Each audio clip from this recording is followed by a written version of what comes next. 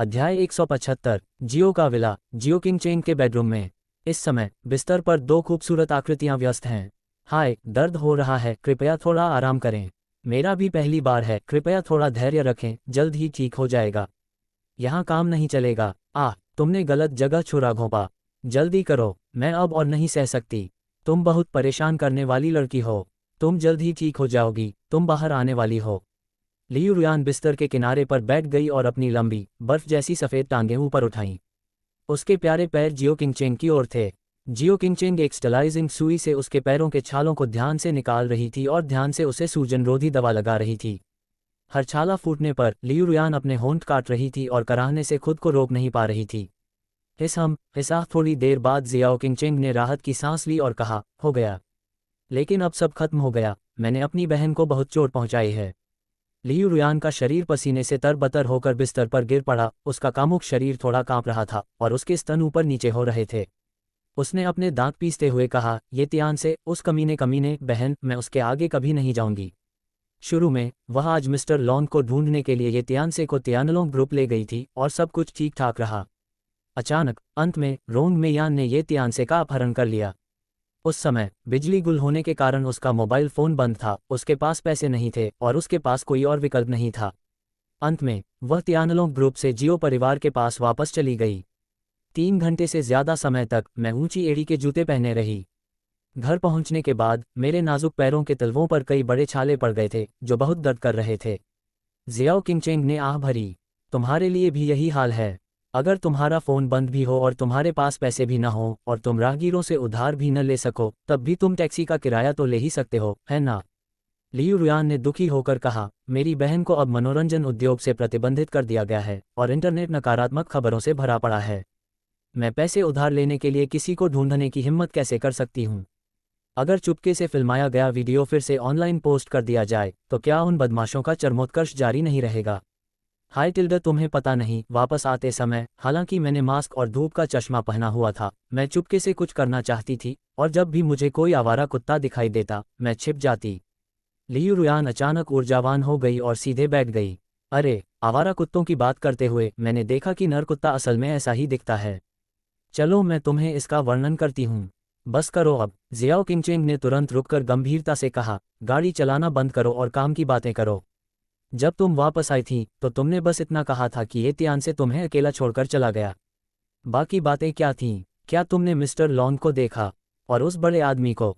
Order के बारे में बातचीत कैसी रही? लियू रुयान ने गर्व से अपनी छाती थपथपाए और कहा, हाय बहन, मैं कार्रवाई करने जा रही हूँ।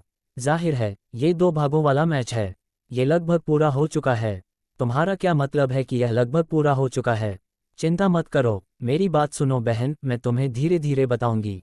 लियू रुयान ने अपना सिर हिलाया और मोटे तौर पर बताया कि आज क्या हुआ था। हालांकि कुछ विवरण छोड़ दिए गए थे, जैसे कि ये तियानसे को एक बड़ा इनाम देना। लियू रुयान ने स्पष्ट रूप से बताया, वैसे आपने यह नहीं देखा कि मिस्टर लॉन्ग मुझे देखकर कितने विनम्र थे। वह बार बार मैं यहाँ हूँ और तुम कहते रहे, जिससे मेरी बहन को काफ़ी सम्मान मिला। टीएस लगता है जियांगन शहर में मेरी बहन का प्रभाव असाधारण है। मैं तो कमाल की हूँ टिल्डा। जियाओ किंगचेंग मुस्कुराए और संदेह से पूछा, लेकिन तुमने तो कहा था कि ये तियानसे ने सचमुच तुम्हारे आदेश का पालन किया और मास्टर लॉन्ग से लगभग माफ़ी मांग ली थी। तुमने ऐसा कैसे किया? उसके बारे में मेरी हालिया समझ के आधार पर यह सचमुच अकल्पनीय है कि वह ऐसा करेगा। तुम किससे माफ़ी मांग रही हो? ओह, लियू रुयान ने आंखों में थोड़ी सी उलझन के साथ कहा, अच्छा, वह मेरी बहन के आभामंडल से डर गया होगा। वैसे भी उस समय वो ऑफिस में बहुत ईमानदार और विनम्र था और उसने बैठने की भी हिम्मत नहीं की। हाँ, क्या सच में ऐसा है? जियाओ किंगचेंग ने भौहें चढ़ाईं। क्या लियू रुयान जिस ये तियानसे की बात करता है और जिस ये तियानसे को वो इन दिनों फिर से जान पाया है, वो वाकई एक ही इंसान है? या फिर ये तियानसे सिर्फ मेरे सामने ही अपना मजबूत और निर्दयी रूप दिखाता है और दूसरों के सामने मिलनसार है? ये सोचकर जियाओ किंगचेंग बेवजह उदास हो गया। मेरे मन में बेतरतीब विचार आने लगे। अगर मैंने शुरू में तलाक के लिए अर्जी देने पर जोर नहीं दिया था तो क्या अब दूंगा? लियू रुयान ने अचानक उसके कंधे पर थपथपाया, जिससे उसकी सोच टूट गई। चिंता मत करो बहन, मैं तुम्हारे तलाक का समर्थन करूंगा, चाहे वो कब और कहाँ भी हो। फिर ये तियान से एक बदमाश है, एक कमीना। जहां तक इस 100 अरब के ऑर्डर की बात है तो तुम इसे अपने दिल में रखो। मेरी बहन यहाँ है और मैं इसे पाने में तुम्हारी मदद ज़रूर करूंगी। जब समय आएगा तो तुम जियानगन शहर की सबसे खूबसूरत और अमीर महिला बन जाओगी। देखते हैं कि क्या ये तियानसे अब भी तुम्हारे सामने घमंडी होने की हिम्मत रखती है। ये सुनकर जियो किंगचेन को तुरंत अच्छा लगा। आत्मविश्वास से सिर हिलाते हुए, ठीक है, मैं अपनी तरफ से पूरी कोशिश करूंगी। लियू रुयान की आंखों में अचानक चालाकी की झलक दिखाई दी। सिर्फ तुम्हें ही खुश नहीं होना चाहिए, बल्कि तुम इन छोटे सफ़ेद खरगोशों, मुझे तुम्हें बड़ा होने में मदद करने दो। उसने अचानक अपने हाथों से हमला किया, उन्हें जियाओ किंगचेन की छाती पर रखा और उसे बुरी तरह रगड़ने लगी। क्या? जियाओ किंगचेन डर के मारे चीख पड़ा। उसका हमेशा ठंडा और उदासीन चेहरा अब शर्म और चिंता से भर गया था। बदबूदार लड़की, मैं आज तुम्हारे सी कप को असली ई कप में बदल दूंगा। एक पल के लिए दोनों सुंदरियां बिस्तर पर आपस में झगड़ने लगीं। खुशबू से सराबोर जिजिन त्यानगोंग विला क्षेत्र। रोंग मेयान ने आह किंग को पहले वापस जाने के लिए कहा, ये कहते हुए कि उसे ये तियानसे से कुछ निजी बातें करनी हैं। दोनों ये तियान्स के विला नंबर 1 में दाखिल हुए। रोंग मेयान जूतों की अलमारी पर बैठ गई और अपनी लाल ऊंची एड़ी के जूते उतार दिए, जिससे उसके पतले काले मोज़ों में लिपटे खूबसूरत पैर दिखाई देने लगे। पैरों के नाखूनों पर लगी लाल नेल पॉलिश, जो चमकदार थी, उस परत के पार साफ दिखाई दे रही थी। रोंग मेयान ने ये तियान्स की निगाहें देखीं, जानबूझकर उसके जैद जैसे पैर हिलाए और मुस्कुराते हुए पूछा, क्या यह अच्छा लग रहा है? बहुत अच्छा लग रहा है, ये तियान्स ने अनजाने में जवाब दिया। छूना चाहती हो? माथा। ये तियान्स एक पल के लिए स्तब्ध रह गई, समझ नहीं पा रही थी कि क्या जवाब दे। रोंग मेयान ने प्यार से कहा, क्या तुमने सुना है कि एक दिन ऊंची एड़ी के जूते पहनने के बाद औरत के काले रेशमी पैरों से बदबू आने लगती है, इसलिए उसे वे पसंद नहीं आती और वह उन्हें छूना नहीं चाहती। ये तियान से लगभग बोल ही पड़ा, मुझे ये स्वाद पसंद है। रोंग मेयान ने गुस्से का नाटक करते हुए कहा, अगर तुम्हें मैं नापसंद हूं तो भूल जाओ, मैं नहीं चाहती कि तुम उसे छुओ। खैर, उसके पैरों से अच्छी खुशबू आती है। ये कहते हुए उसे फिर से कुछ याद आ गया। कुछ लोगों ने गुस्से से कहा, चाहे कितनी भी खुशबूदार क्यों न हो, मुझे डर है कि यह मिस हान के होंठों जितनी खुशबूदार नहीं होगी। कुछ लोग इस चुंबन से दंग रह जाएंगे। इस तरह से देखो, तुम्हारी और जियाओ किंगचेन की शादी के 3 साल वाकई एक बेमेल शादी रहे हैं। इतनी खूबसूरत लड़की के सामने टिके रहना तुम्हारे लिए वाकई मुश्किल है। ये तियान से बेबस होकर मुस्कुराए, बीता हुआ कल इतना दर्दनाक होता है कि उसे याद करना मुश्किल होता है, इसलिए चलो उस पर बात नहीं करते, क्या हम किसी गंभीर बात पर बात कर सकते हैं? तुमने एकिंग को यहाँ क्यों भेजा और खास तौर पर यहाँ क्यों आए? शब्दों को सुनो। रोंग मेयान ने कॉलर को थोड़ा नीचे खींचा, जिससे उसके बर्फ जैसे सफ़ेद कंधे और पारदर्शी कंधे की पट्टियां दिखाई देने लगीं। आप कवर के चारों ओर फीते को भी धुंधला सा देख सकते हैं। उसने अपनी लंबी, सीधी, काली मोजा वाली टांगें थोड़ी ऊपर उठाईं। अपने होंठ चाटते हुए उसने ऑर्किड से कहा, हान के घर जाने से पहले क्या तुमने कार में नहीं कहा था कि तुम अंदर छूना चाहते हो? अब आह किंग को भेज दो, कमरे में हम दोनों ही हैं। तुम किसका इंतजार कर रहे हो? अध्याय 176। गुल्लू। ये तियान्स का गला थोड़ा सा हिला और उसने निगल लिया, लेकिन कोई हलचल नहीं हुई। ये देखकर रोंग मेयान खड़ा हुआ और ये तियान्स के पास गया। ये तियान्स का हाथ पकड़कर उसने धीरे से उसे अपनी छाती पर रखा, लेकिन अभी तक उसे छाती पर नहीं रखा था। उसकी आंखें उलझन से भरी थीं और उसने कहा, क्या तुम्हें डर है कि यह अच्छा नहीं लगेगा, इसलिए तुम इसे छूना नहीं चाहती? चिंता मत करो, यह असली डी है। ये तियान्स ने उसे घूर कर देखा। दोनों ने एक दूसरे को देखा। रोंग मेयान की आंखें बहुत आकर्षक थीं, लेकिन इस आकर्षकता के पीछे एक जटिल और अप्रत्याशित सुरक्षा छिपी थी। ये तियान्स ने गहरी सांस ली और कहा, दरअसल तुम्हें ऐसा होने की ज़रूरत नहीं है। ठीक है। रोंग मेयान ने अपनी हरकतें रोक दीं और उलझन में पूछा, तुम्हारा क्या मतलब है? ये तियान्से के चेहरे पर अब कोई शर्मिंदगी नहीं थी, बल्कि एक ऐसी शांति थी जो उसने पहले कभी नहीं देखी थी। दरअसल अपने दिल की गहराइयों में तुम इसके लिए बिल्कुल तैयार नहीं हो। तुम मुझे इस तरह चिढ़ाते रहते हो, बस मेरी औकात परखने के लिए, या फिर तुम इसका इस्तेमाल मेरा फ़ायदा उठाने के लिए सौदेबाजी के तौर पर करना चाहते हो? नहीं, सच कहूँ तो तुम यहाँ एहसानों का बदला लेने और काम करवाने के लिए मुझसे मदद लेने आए हो, है ना? रोंग मेयान के हाव भाव थोड़े बदल गए और उसने ये तियान्से का हाथ छोड़ दिया। मुझे समझ नहीं आ रहा कि तुम्हारा क्या मतलब है। ये तियान्से वाइन कैबिनेट की ओर चला गया, जिसमें कीमती वाइन का एक शानदार संग्रह था, जो उस समय लिन फैंग ने इकट्ठा की थी। उसने लापरवाही से 82 लाफाइट की एक बोतल निकाली और खुद के लिए एक गिलास भर लिया। थोड़ा कांपते हुए उसने कहा, अब जब हम सिर्फ दो ही हैं, तो हम रोशनदान खोलकर खुलकर बात कर सकते हैं। मैं मानता हूं कि तुम बहुत सुंदर, बहुत बुद्धिमान और उत्कृष्ट हो, खासकर तुम्हारी निर्णायक ऊर्जा, जो बहुत ही प्रशंसनीय है। लेकिन इसी तरह तुम्हारा शहर भी बहुत छिपा हुआ है, और तुम जैसे लोग जो कुछ भी करते हैं उसका अपना एक उद्देश्य होता है। मुझे नहीं लगता कि रोन परिवार की प्रतिष्ठित बुजुर्ग महिला सिर्फ इसलिए मेरी बाहों में गिरने की पहल करेगी क्योंकि हम दोनों कुछ बार साथ रह चुके हैं, भले ही वह मुझे यांगिजी नदी के दक्षिण में युद्ध का देवता समझती हो। तुम्हारे निर्णायक और शांत व्यक्तित्व को देखते हुए सामान्य बुद्धि से यह अनुमान लगाया जा सकता है कि तुम ऐसी भावुक बातें नहीं कर सकते। ये सुनो। इस समय रोंग मेयान के चेहरे पर अब पहले जैसा आकर्षण नहीं था, बल्कि उसकी शीतलता में थोड़ी सतर्कता दिख रही थी। बात करते रहो। ये त्यानसे ने वाइन का गिलास उठाया और रेड वाइन का एक घूंट लिया। मैं मानता हूं कि एक पुरुष होने के नाते एक खूबसूरत महिला के साथ संबंध बनाना रोमांचक और लुभावना होता है, लेकिन वर्षों से मेरे अंदर जो अंतर्ज्ञान विकसित हुआ है वह मुझे बताता है कि तुम मेरा फायदा उठाने के लिए ऐसा कर रहे हो। यह एहसास मुझे बहुत बेचैन कर देता है। मैं जितनी देर तुम्हारे संपर्क में रहूंगा यह एहसास उतना ही गहरा होता जाएगा।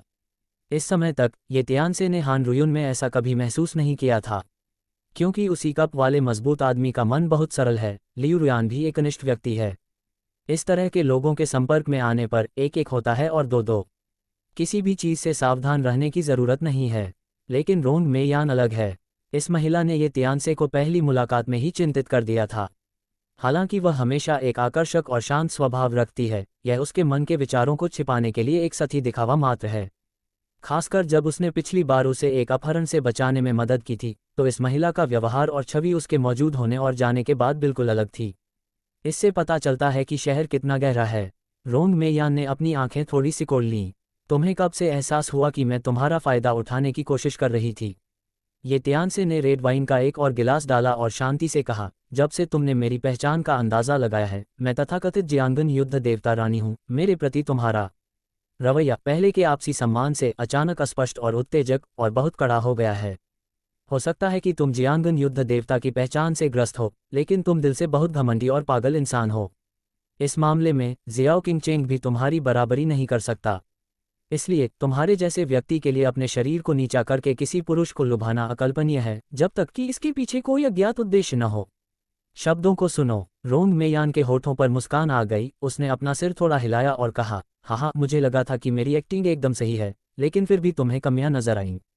तुम एक्टिंग में मेरा साथ दे रहे हो, है ना? तुम बहुत ही भयानक हो। कोई आश्चर्य नहीं कि तुम्हारे पहले जितने भी दुश्मन थे वे आखिरकार इतनी बुरी तरह हार गए। शुक्र है मैंने तुम्हें शुरू से ही दुश्मन नहीं समझा। ये त्यानसे ने शांति से कहा, मुझे अब भी लगता है कि तुम मुझे दुश्मन नहीं समझते, वरना तुम्हें मेरे सामने खड़े होकर बोलने का मौका ही नहीं मिलता। हाँ, तो फिर मुझे सच में तुम्हारा शुक्रिया अदा करना चाहिए मिस्टर ये मेरे साथ इतनी मेहरबानी करने के लिए। रोंग मेई ने अपने मोजे पहने पैरों पर कदम रखा। ये त्यानसे के सामने जाकर बैठ गई, रेड वाइन और गिलास उठाया, खुद के लिए गिलास भरा और पूरा पी गई। खांसी, शायद मैंने थोड़ी जल्दी पी ली और रेड वाइन से मेरा गला घुट गया। रोंग मेयान की गहरी आंखों में इस पल अभूतपूर्व अवसाद और उदासी थी। श्रीमान ये, क्या आप मेरी कहानी सुनने में रुचि रखते हैं? आपके साथी के रूप में समय समय पर उस पल की बात सुनना ठीक है, लेकिन मैं याददाश्त अच्छी नहीं है।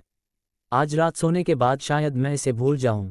हाँ मिस्टर, ये वाकई बहुत मजाकिया हैं। रोंग मेयान ने अपने लिए एक और ग्लास रेड वाइन डाली।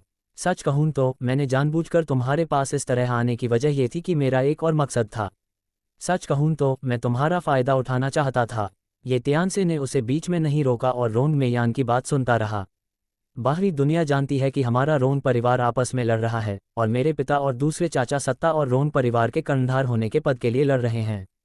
लेकिन किसी ने यह नहीं सोचा कि एक पारंपरिक बड़े परिवार में सबसे बड़ा बेटा आमतौर पर स्वाभाविक उत्तराधिकारी होता है, और मेरे पिता स्पष्ट रूप से स्वाभाविक रूप से उत्तराधिकारी रहे हैं।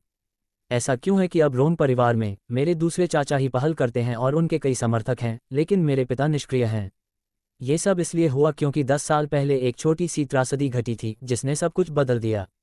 उसने रेड वाइन का एक घूंट लिया और गंभीर भाव से कहा, 10 साल पहले परिवार में एक गंभीर वित्तीय भ्रष्टाचार की घटना घटी थी, और यह आंतरिक और बाहरी मिलीभगत के कारण हुआ था, जिससे परिवार को भारी नुकसान हुआ था। दादाजी बहुत क्रोधित हुए और उन्होंने मेरे पिताजी को मामले की जांच के लिए भेजा। 1 महीने से ज्यादा समय तक सुराग इकट्ठा करने के बाद सारे सबूत मेरे दूसरे चाचा की बड़ी संलिप्तता की ओर इशारा कर रहे थे। जब मेरे पिताजी सबूत इकट्ठा कर रहे थे और दूसरी जगहों से प्रांतीय राजधानी वापस लौटने वाले थे, तभी उन पर घात लगाकर हमला किया गया और उन्हें बीच रास्ते में ही रोक लिया गया। उस मुठभेड़ में मेरे पिताजी और उनके साथियों सहित 20 से ज्यादा लोगों की बेरहमी से हत्या कर दी गई। पीड़ितों में से एक की भी मौत हो गई। मेरी माँ भी उस घटना में शामिल हैं।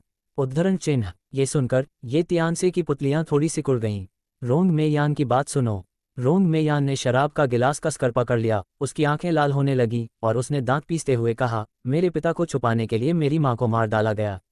मेरे पिता के जीवन की आशा की एक किरण के बदले में उन्हें 10 से ज्यादा बार चाकू मारा गया, लेकिन आखिरकार वे चट्टान से गिर पड़े। हालांकि उन्होंने एक जान बचाई, उनके पैर काम नहीं कर रहे थे और वे केवल व्हीलचेयर का ही इस्तेमाल कर सकते थे। और किसी अनजान वजह से उन्हें मानसिक समस्याएं भी थीं। कभी वे जागते थे तो कभी भ्रमित। कभी कभी तो मेरी बेटी को भी यह याद नहीं रहता था। दूसरे शब्दों में, तब से मैंने अपनी माँ और आधे पिता को खो दिया है। मेरा परिवार पूरी तरह से टूट चुका है। अध्याय 177। थपथपाओ थपथपाओ। रोंग मेई, जो हमेशा शांत और निर्णायक रही है, रो रही थी। उसके कंधे हल्के से कांप रहे थे, वह उदास और व्यथित थी। ये तियानसे ने हल्की सी आह भरी। कोई आश्चर्य नहीं कि जब उसने पहले कार में अंकल रोंग मेयान का जिक्र किया था तो उसके चेहरे पर बेकाबू नफरत और गुस्सा था। पता चला कि इसके पीछे एक दुखद अनुभव की परत है। इसमें कोई आश्चर्य नहीं कि वह निर्णायक और निर्दयता से काम करती है और उसका एक गहरा शहर है। ऐसा लगता है कि यह वर्षों की नफरत और उत्पीड़न का नतीजा है। ये तियानसे ने रोंग मेयान को एक टिश्यू पेपर दिया और पूछा, जाहिर है यह मामला तुम्हारे दूसरे चाचा ने योजनाबद्ध और संचालित किया था। क्या उन्हें सजा नहीं मिली? रोंग मेयान ने अपने आंसू पोंछे, रेड वाइन का एक और घूंट लिया, अपना सिर हिलाया और कहा, हाँ, न सिर्फ ऐसा नहीं हुआ, बल्कि मेरे पिता की स्वास्थ्य समस्याओं के कारण परिवार के अंदर और बाहर की ज्यादातर ताकतें मेरे दूसरे चाचा का साथ देने के लिए मुड़ गईं। एक बड़े परिवार की पहली प्राथमिकता संतुलन बनाए रखना होती है, इसलिए मेरे माता पिता का मामला सिर्फ दबाया जा सकता था। तब से मुझे पता था कि परिवार मेरे साथ न्याय नहीं कर सकता और सिर्फ खुद पर भरोसा कर सकता है। इसलिए मैंने खुद को कसना, खुद को आगे बढ़ाना और लगातार अपना प्रभाव बढ़ाना शुरू कर दिया। मेरे लिए व्यापार की रानी या रोंग परिवार में सबसे अच्छा युवक का खिताब मायने नहीं रखता। मैं बस खून से कीमत चुकाना चाहती हूँ और रोंग तियानली को सब कुछ, खासकर अपनी जान गंवाना चाहती हूँ। रोंग मेयान ने दांत पीसते हुए ठंडे स्वर में कहा, बात बस इतनी है कि मेरे दूसरे चाचा कई सालों से कड़ी मेहनत कर रहे हैं और उनकी ताकत इतनी जटिल है कि मेरे लिए अकेले उसे हिला पाना मुश्किल है। इसलिए जब मैं इस बार जियांगन शहर आई तो मैं बस एक मजबूत और भरोसेमंद साथी ढूंढना चाहती थी। मेरा बदला पूरा करने में मेरी मदद करो। ये तियानसे ने अपना भौहें सिकुड़ी और कहा, तो तुम मुझे निशाना बना रहे हो? रोंग मेयान ने सिर हिलाया और कहा, ठीक है, जब तक यह मुझे अनुमति देता है बदला, इससे कोई फर्क नहीं पड़ता कि इसका मतलब मेरा शरीर बेचना है या मेरी आत्मा। खासकर जब मुझे पता चला कि आप जियांगन के युद्ध देवता हैं, तो मैंने अपना मन और भी पक्का कर लिया।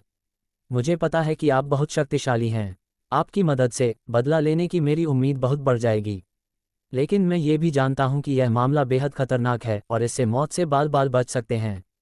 भावनाओं और कारणों से मुझे आपको पहले ही बता देना चाहिए था, लेकिन स्वार्थ के कारण मुझे डर था कि आप मना कर देंगी, इसलिए मैंने इसे छिपाने का फैसला किया और प्रलोभन का इस्तेमाल करके आपको पहले मुझसे बांधने की योजना बनाई, ताकि आपके पास मुझसे बदला लेने से इनकार करने का कोई कारण न रहे।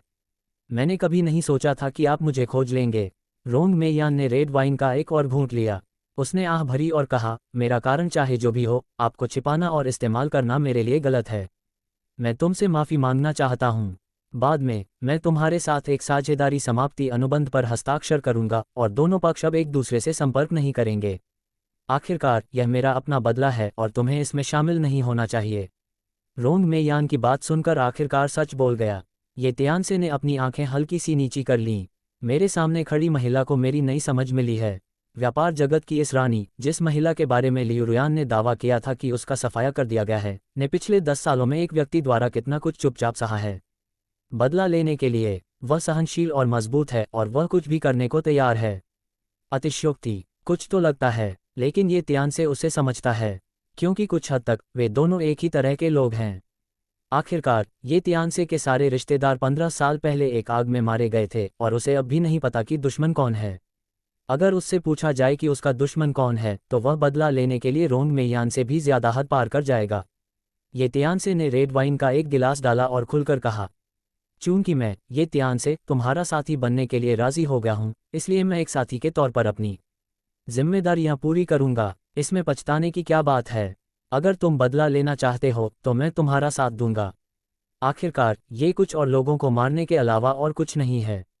धमाका। ये सुनो। रोंग मेयान का नाजुक शरीर कांप उठा और उसकी कांपती आंखें अविश्वास से चमक उठीं। क्या तुम गंभीर हो? तुम इससे ज्यादा गंभीर नहीं हो सकते। और यह भी कि रोंग मेयान उसकी मंगेतर थी। हालांकि उसने सगाई रद्द करने की योजना बनाई थी, लेकिन वह अभी तक रद्द नहीं हुई थी। चूंकि वह रद्द नहीं हुई थी, इसलिए उसकी मदद करना जरूरी था। इसके अलावा, हालांकि रोंग मेयान के उससे मिलने के कुछ और ही इरादे थे, लेकिन निष्पक्षता से कहें तो वह उसके पक्ष में खड़ी हुई और कई बार उसके लिए बोली। सिर्फ इसी वजह से वह चुप नहीं बैठेगा। ये सुनो। रोंग मेयान तुरंत खुशी से रो पड़ा और उत्साह में एक और बड़ा गिलास वाइन पी गया। शुक्रिया मिस्टर ये, जब तक आप मुझे बदला लेने में मदद कर सकते हैं, मैं आपकी हर इच्छा पूरी कर सकता हूँ।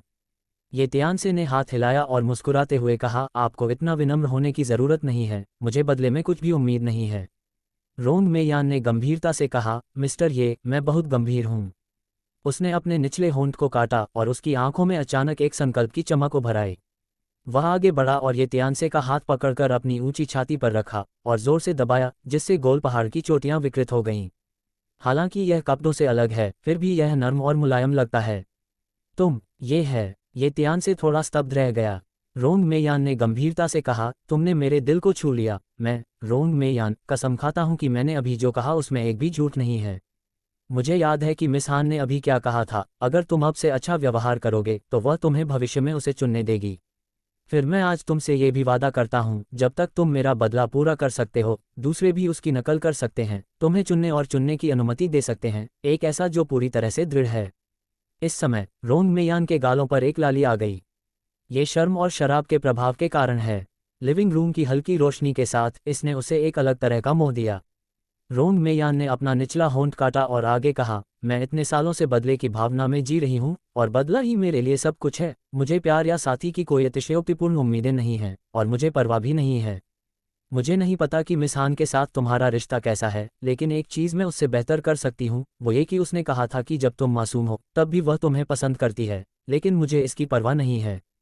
जब तक तुम मेरा बदला पूरा करने में मेरी मदद कर सकती हो, मुझे परवाह नहीं कि मैं तुम्हारी प्रेमिका हूँ, तुम्हारी रखेल हूँ, या मेरे साथ एक असफल व्यक्ति जैसा व्यवहार करती हूँ। भले ही तुम्हारे बिस्तर में खास विकृत लोग हों, जब तक तुम कहोगी, मैं तुम्हें संतुष्ट करने और तुम्हारी सेवा करने की पूरी कोशिश करूंगी। कभी ना नहीं कहूंगी। धमाका। ये वाक्य इतना घातक था कि हैरान ये तियानसे कई सेकंड के लिए स्तब्ध रह गया। यदि रोंग मेयान ने उसे पहले भी प्रलोभन दिया था, तो अंततः उसका उपयोग बदला लेने के लिए किया गया था। अगर वह रोंग मेयान के साथ सो भी पाता तो भी वह अपने दिल में गहरे विरोध करती। लेकिन इस बार रोंग मेयान ने साफ कर दिया कि जब तक वह उसे बदला लेने में मदद कर सकता है, वह इसे पूरे दिल से स्वीकार करेगा और ईमानदारी से उसे अपने साथ छेड़छाड़ करने देगा। जाहिर है, बाद वाला ज्यादा आकर्षक है। ये तियानसे ने अजीब तरह से समझाया, तुमने गलत समझा। मेरी कोई विकृत खास आदतें नहीं हैं। रोंग मेयान मुस्कुराया और बोला, अगर तुम करती भी हो तो कोई बात नहीं। लोग इसे स्वीकार करते हैं। और मैं ये भी जानता हूं कि तुम बहुत अच्छी हो, शायद जितना मैंने सोचा था उससे भी बेहतर। एक अच्छे आदमी के आसपास औरतों की कभी कमी नहीं होती। मुझे जलन हो सकती है, लेकिन मैं दूसरी औरतों के साथ तुम्हारे संबंधों में दखल नहीं दूंगा। मुझे वह औरत पसंद भी है और मैं उसे रिझाने में तुम्हारी मदद करूंगा। ये तियानसे ने मजाक में पूछा, क्या तुम सच में कह रही हो? रोंग मेयान ने आकर्षक ढंग से सिर हिलाया। सच में। अगर तुम्हें मुझ पर यकीन नहीं है तो एक बार कोशिश क्यों नहीं करते? ये टेंस ने गलती से चुटकी काट ली। हे, तुम्हारे शब्द बहुत जोर से हैं। ओह, ये ठीक नहीं है। ऐसा इसलिए है क्योंकि तुम्हारे स्तन सच्चे हैं।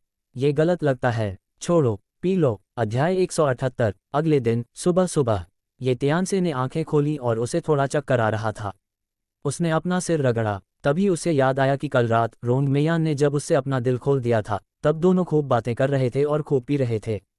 रेड, वाइट या बियर में से एक भी नहीं बची, और मैं तब तक पीता रहा जब तक सब टूट नहीं गया। लगता है अब से मैं कम शराब पीऊंगा। ये तियानसे बुदबुदाया और उठने ही वाला था कि उसे लगा कि उसके शरीर पर कुछ दबा रहा है, मुलायम सा। जरा गौर से देखो, अच्छा लड़का। मैंने देखा कि रोंग मेयान उसके ऊपर करवट लेकर गहरी नींद सो रही है। वह कल रात नहीं गई थी। वह फिर मेरे बिस्तर पर क्यों आ गई? ये तियानसे उलझन में था, लेकिन बदकिस्मती से उसे याद नहीं आ रहा था कि नशे में धुत होने के बाद क्या हुआ था। क्या ऐसा हो सकता है कि हमारे साथ कुछ हुआ हो? ये तियानसे ने जल्दी से जांच की। मैंने पाया कि उसने अपने सारे कपड़े और पैंट उतार दिए थे, सिर्फ एक बड़ी अंडरपैंट बची थी। रोंग मेयान ने अपने सारे कपड़े पहने हुए थे, यहाँ तक कि उसने अपने मोजे भी नहीं उतारे थे। इस तरह से देखने पर कल रात कुछ भी नहीं हुआ था। लेकिन बिस्तर के पास एक काली लेस वाली ब्रा लटकी हुई थी। शायद कल रात उसे सोने में दिक्कत हो रही थी और उसने खुद ही उसे उतार दिया। ये तियानसे ने मन ही मन सोचा। अचानक उसे कुछ जल्दी महसूस हुई और उसे शौचालय जाना था, इसलिए वह रोंग मेयान को सावधानी से धक्का देने ही वाला था। हम टिल्डा। इसी समय रोंग मेयान पलटी और अपनी सेक्सी काली मोजा वाली टांगें उस पर रख दीं। मुझे क्या करना चाहिए? ये त्यान से एक पल के लिए झिझका, फिर उसने अपना हाथ आगे बढ़ाकर पहले रोंग मेयान की टांगें हटाईं। हालांकि जैसे ही उसने अपनी हथेली उस पर रखी, रोंग मेयान ने अचानक अपनी आंखें खोल दीं। ये त्यानसे ने अजीब तरह से समझाया, तुम गलत समझ रही हो, मैं असल में कुछ गलतफहमी है। रोंग मेयान ने उसका हाथ पकड़ा, उसे अपनी खूबसूरत काली मोजा वाली टांग पर रखा और उसे रगड़ा। फैंग किंगवानजाओ मुस्कुराई और बोली, अगर तुम इसे छूना चाहती हो तो बस छू लो, छुपने की कोई ज़रूरत नहीं है। ये त्यान से, मुझे तो ये बिल्कुल भी नहीं सूझा। ठीक है। रोंग मेयान थोड़ा मुस्कुराए और पूछा, कैसा है? क्या ये चिकना है? क्या यह अच्छा लग रहा है? ये त्यान से अजीब तरह से मुस्कुराए। ये तो बिल्कुल चिकना है। रोंग मेयान ने अपने सिर को अपनी बाहों से सहारा दिया और करवट लेकर लेट गई, अपनी उंगलियां ये त्यान से की छाती पर फेरने लगी।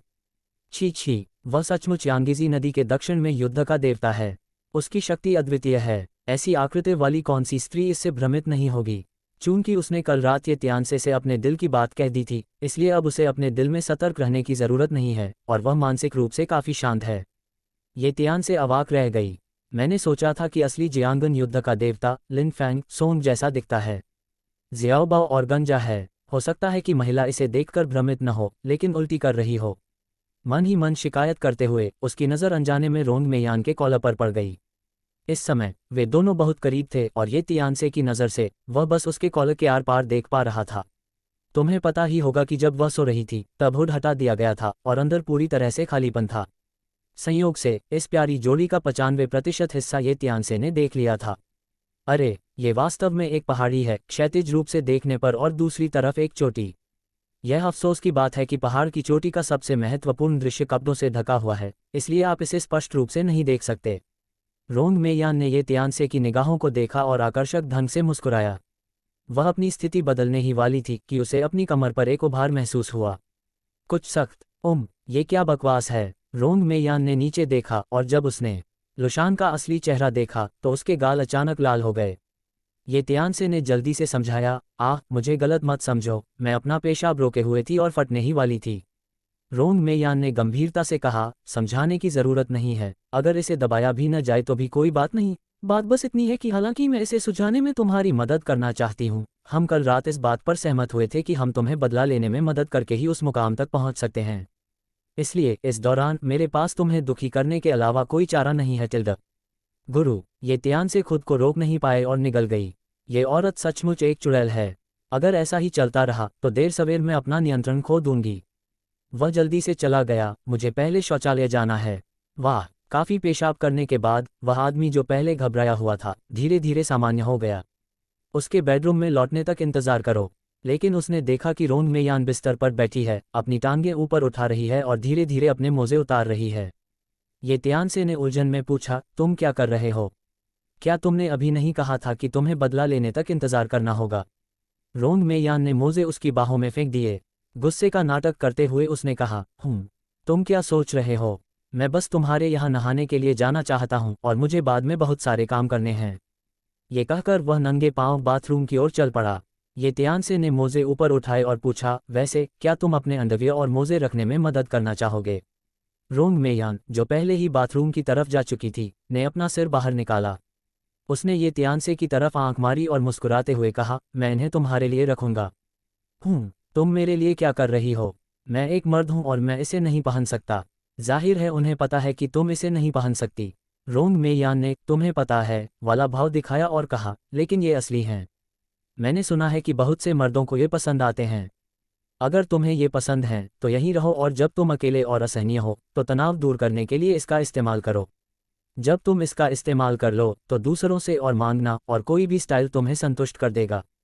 हा टिल्डा। एक मनमोहक मुस्कान के बाद उसने बाथरूम का दरवाज़ा बंद किया और नहाने चली गई। ये त्यान से वहीं जम गया और उसके मुंह का कोना सिकुड़ गया। अच्छे आदमी, क्या मैं तुम्हारी नज़र में इतना घटिया आदमी हूँ?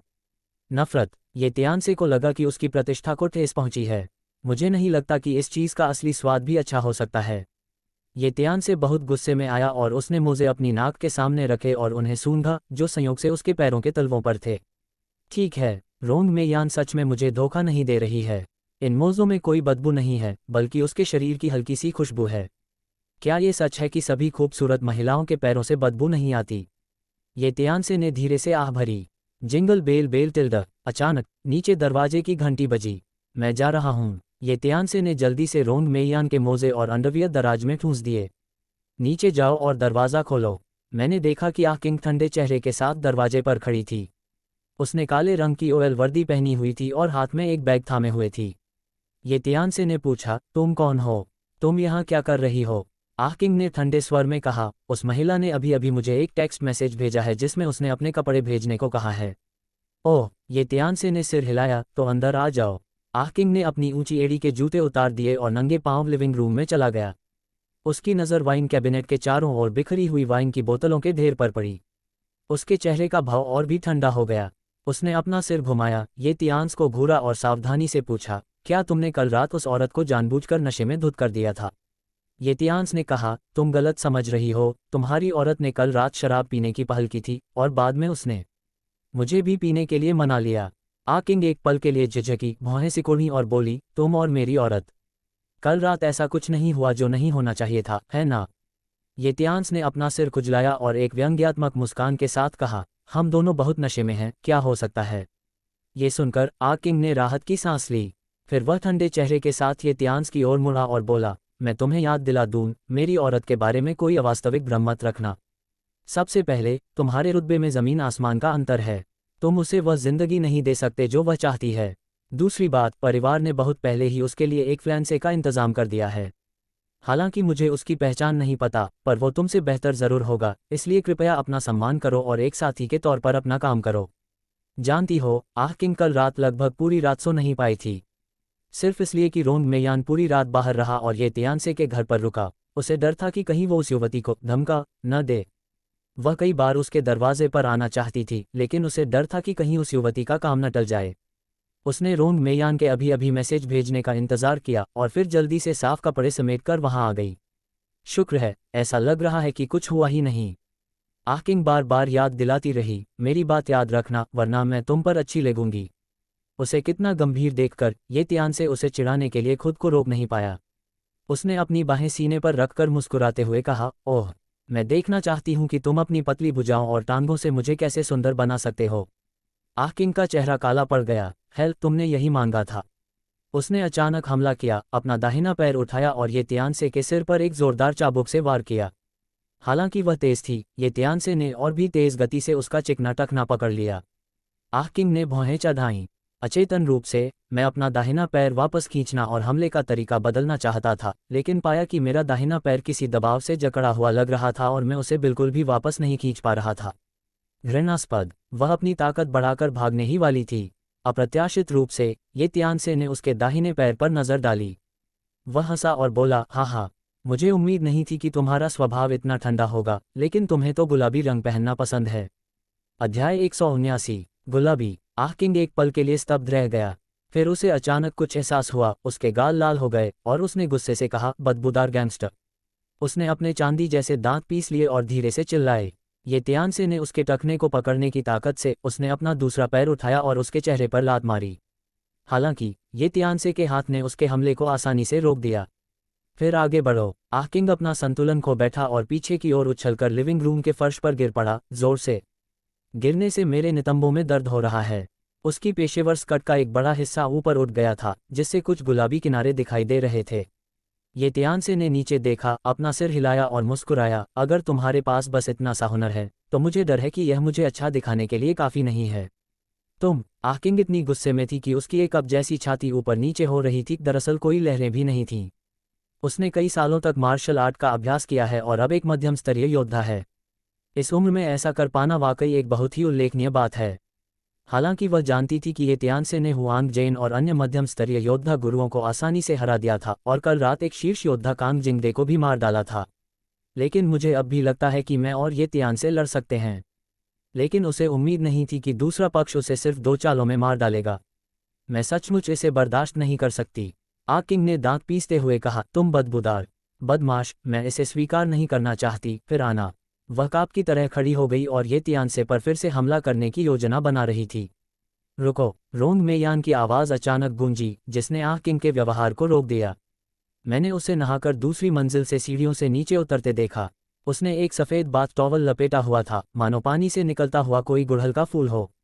सफ़ेद बाथ टॉवल के ऊपर एक लंबा सा आकार है जिसे छिपाया नहीं जा सकता, और नीचे बर्फ सफ़ेद सीधी लंबी टांगों का एक जोड़ा है। दोनों एक दूसरे के पूरक हैं। आह किंग आगे बढ़ी और दुखी होकर शिकायत की, मिस, आप मुझे क्यों रोक रही हैं? ये कमीना बहुत बड़ा गुंडा है, इसने मुझे अभी अभी धमकाया है। रोंग मेयान ने थोड़ा भौहें चढ़ाईं और कहा, मिस्टर, ये इतने बोरिंग नहीं है कि आप जैसी छोटी बच्ची को धमकाएं। लेकिन आपको भविष्य में मिस्टर ये का सम्मान करना चाहिए, आखिरकार वो मेरे पार्टनर हैं। ओह, मैं समझ गई। आह किंग ने मुंह बनाया और अनिच्छा से सिर हिलाया। रोंग मेयान ने ये त्यांसे से कहा, श्रीमान ये, अगर आह किंग ने अभी कुछ गलत किया है तो मैं उसकी तरफ से आपसे माफ़ी मांगूंगी। ये त्यांसे ने सिर हिलाया। कुछ नहीं, हम तो बस प्रतिस्पर्धा कर रहे हैं और मज़े कर रहे हैं, है ना? हम। आह किंग मुड़ी, अभी भी आश्वस्त नहीं हुई।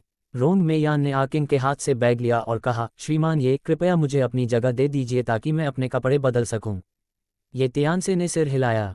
रोंग मेयान को फिर से कुछ याद आया और उसने कहा, कृपया नहा लीजिए और कपड़े बदल लीजिए, मैं आपको बाद में वहां ले जाऊंगा। कहाँ? रोंग मेयान रहस्यमय ढंग से मुस्कुराए और बोली, जब आप जाएंगी तो आपको पता चल जाएगा। ओह, ठीक है, ये त्यांसे ने एक पल सोचा। खैर, उस समय करने को कुछ नहीं था, इसलिए मैंने सहमति में सिर हिला दिया। 1 घंटे बाद आह किंग, रोंग मेयान और ये त्यांसे को एक मध्यम आकार की कार्यालय इमारत में ले गया। ये त्यांसे ने ऊपर देखा और कार्यालय भवन के साइन बोर्ड पर नज़र डाली, फैंगरोंग ग्रुप। ये रहा, रोंग मेयान ने परिचय दिया, ये वही कंपनी है जिसकी स्थापना मैंने जियांगन शहर में की थी। ये त्यांसे ने असमंजस में पूछा, रोंग परिवार ने हाल ही में जियांगन शहर में अपना प्रभाव बढ़ाने की योजना बनाई है, वे इतनी जल्दी कंपनी कैसे स्थापित कर सकते हैं? रोंग मियान ने समझाया, बड़े परिवार अपने व्यावसायिक ढांचे की पहले से तैयारी करते हैं। इस कंपनी का अधिग्रहण 2.5 साल पहले रोंग परिवार की ओर से जियांगन शहर में किया गया था। 2 साल से ज्यादा की गुप्त योजना के बाद अब ये कंपनी लगभग मेरी निजी संपत्ति मानी जाती है और मैं इस कंपनी का अध्यक्ष भी हूँ। इस बार परिवार ने आपको और मुझे जो मूल्यांकन दिया है वह यह है कि प्रांतीय राजधानी परिवार की ताकत पर निर्भर हुए बिना 1 महीने के भीतर 100 अरब का राजस्व हासिल करना है। इसके लिए कंपनी का समर्थन जरूरी है और यह पैसा सिर्फ हम दोनों पर निर्भर रहकर कमाना संभव नहीं है। ये त्यांसे ने मजाक में कहा, ऐसा नहीं है कि यह नहीं हो सकता। अगर वह चाहे तो फॉलन सिटी में कैद दुनिया के शीर्ष वित्तीय दिग्गजों से कभी भी संपर्क कर सकता है, उन पागल लोगों की शानदार व्यावसायिक क्षमताओं और संबंधों के साथ। जब तक आप मूलधन में कुछ 100 अरब का निवेश करते हैं तब तक 1 महीने में 1 अरब कमाना इतना मुश्किल नहीं है। लेकिन अब झुकने की कोई ज़रूरत नहीं है। आखिरकार तियानलोंग समूह के 100 अरब ऑर्डर ही काफ़ी हैं। और जहां तक उसे पता था, जियांगन शहर का रहस्यमय लियू परिवार भी इस बार बोली सम्मेलन की बहाली में भाग लेगा और उसे व्यक्तिगत रूप से भाग लेना था। रोंग मेयान ये त्यांसे को फैंगरोंग समूह में ले गया। फैंगरोंग समूह में सभी जानते थे कि रोंग मेयान आ जाएगी और कार्यालय क्षेत्र में सभी ने उसका स्वागत किया। लगभग 300-400 लोग मौजूद थे। जब उसने रोंग मेयान को देखा तो उसने तालियां बजाईं और चुपके से फुसफुसाया, लो, क्या ये चेयरमैन हैं? वह सचमुच प्रांतीय राजधानी में व्यापार जगत की दिग्गज रानी हैं।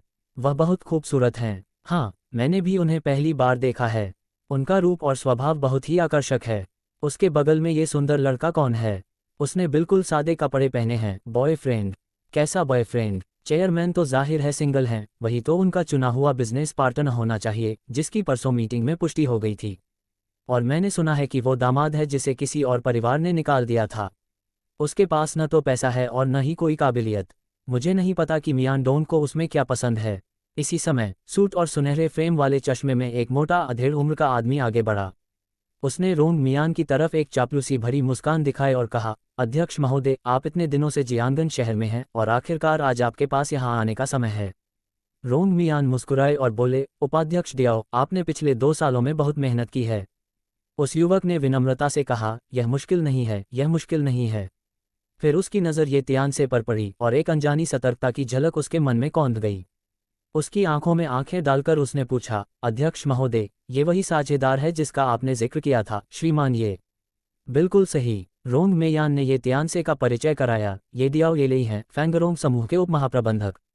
जब मैं आसपास नहीं होता तो कंपनी के सारे कामकाज का प्रभार उनके पास होता है। ये त्यांसे ने दियाओ येलेई की ओर हाथ बढ़ाया और नमस्ते कहा। नमस्ते। लेकिन दियाओ येलेई ने उसे नज़रअंदाज कर दिया। एक निकम्मे दामाद को, जिसे घर से निकाल दिया गया था, अध्यक्ष ने सिर्फ उसकी बदकिस्मती की वजह से पहचाना। मुझसे हाथ मिलाने की उसकी क्या योग्यता है? वह रोंग मेयान की तरफ चापलूसी से मुस्कुराता रहा और बोला, अध्यक्ष महोदय, आप आज यहाँ हैं। हमारी कंपनी गौरवशाली है। अगर आपके पास कोई निर्देश हो तो पूछ लीजिए। हम पूरी कंपनी जहाँ भी आप कहेंगे वहाँ मिलकर लड़ेंगे। रोंग मेयान ने उसे एक अर्थपूर्ण नज़र से देखा। अच्छा, अब मैं एक फैसला सुनाने वाला हूँ और मुझे उम्मीद है कि उपाध्यक्ष डियाओ सभी का पूरा समर्थन करने के लिए नेतृत्व कर पाएंगे। डियाओ येलेई ने अपनी छाती थपथपाई और कहा, मियाँ, जरा कह दो, मैं तुम्हारा ज़रूर समर्थन करूँगा। रोंग मियाई ने कहा, सबने सुना है कि मेरे परिवार ने मुझसे 1 महीने में 1 अरब कमाने के लिए कहा है। संयोग से तियानलोंग समूह 100 अरब के ऑर्डर के लिए बोली जारी करेगा, इसलिए हमें ऑर्डर हासिल करने की पूरी कोशिश करनी होगी।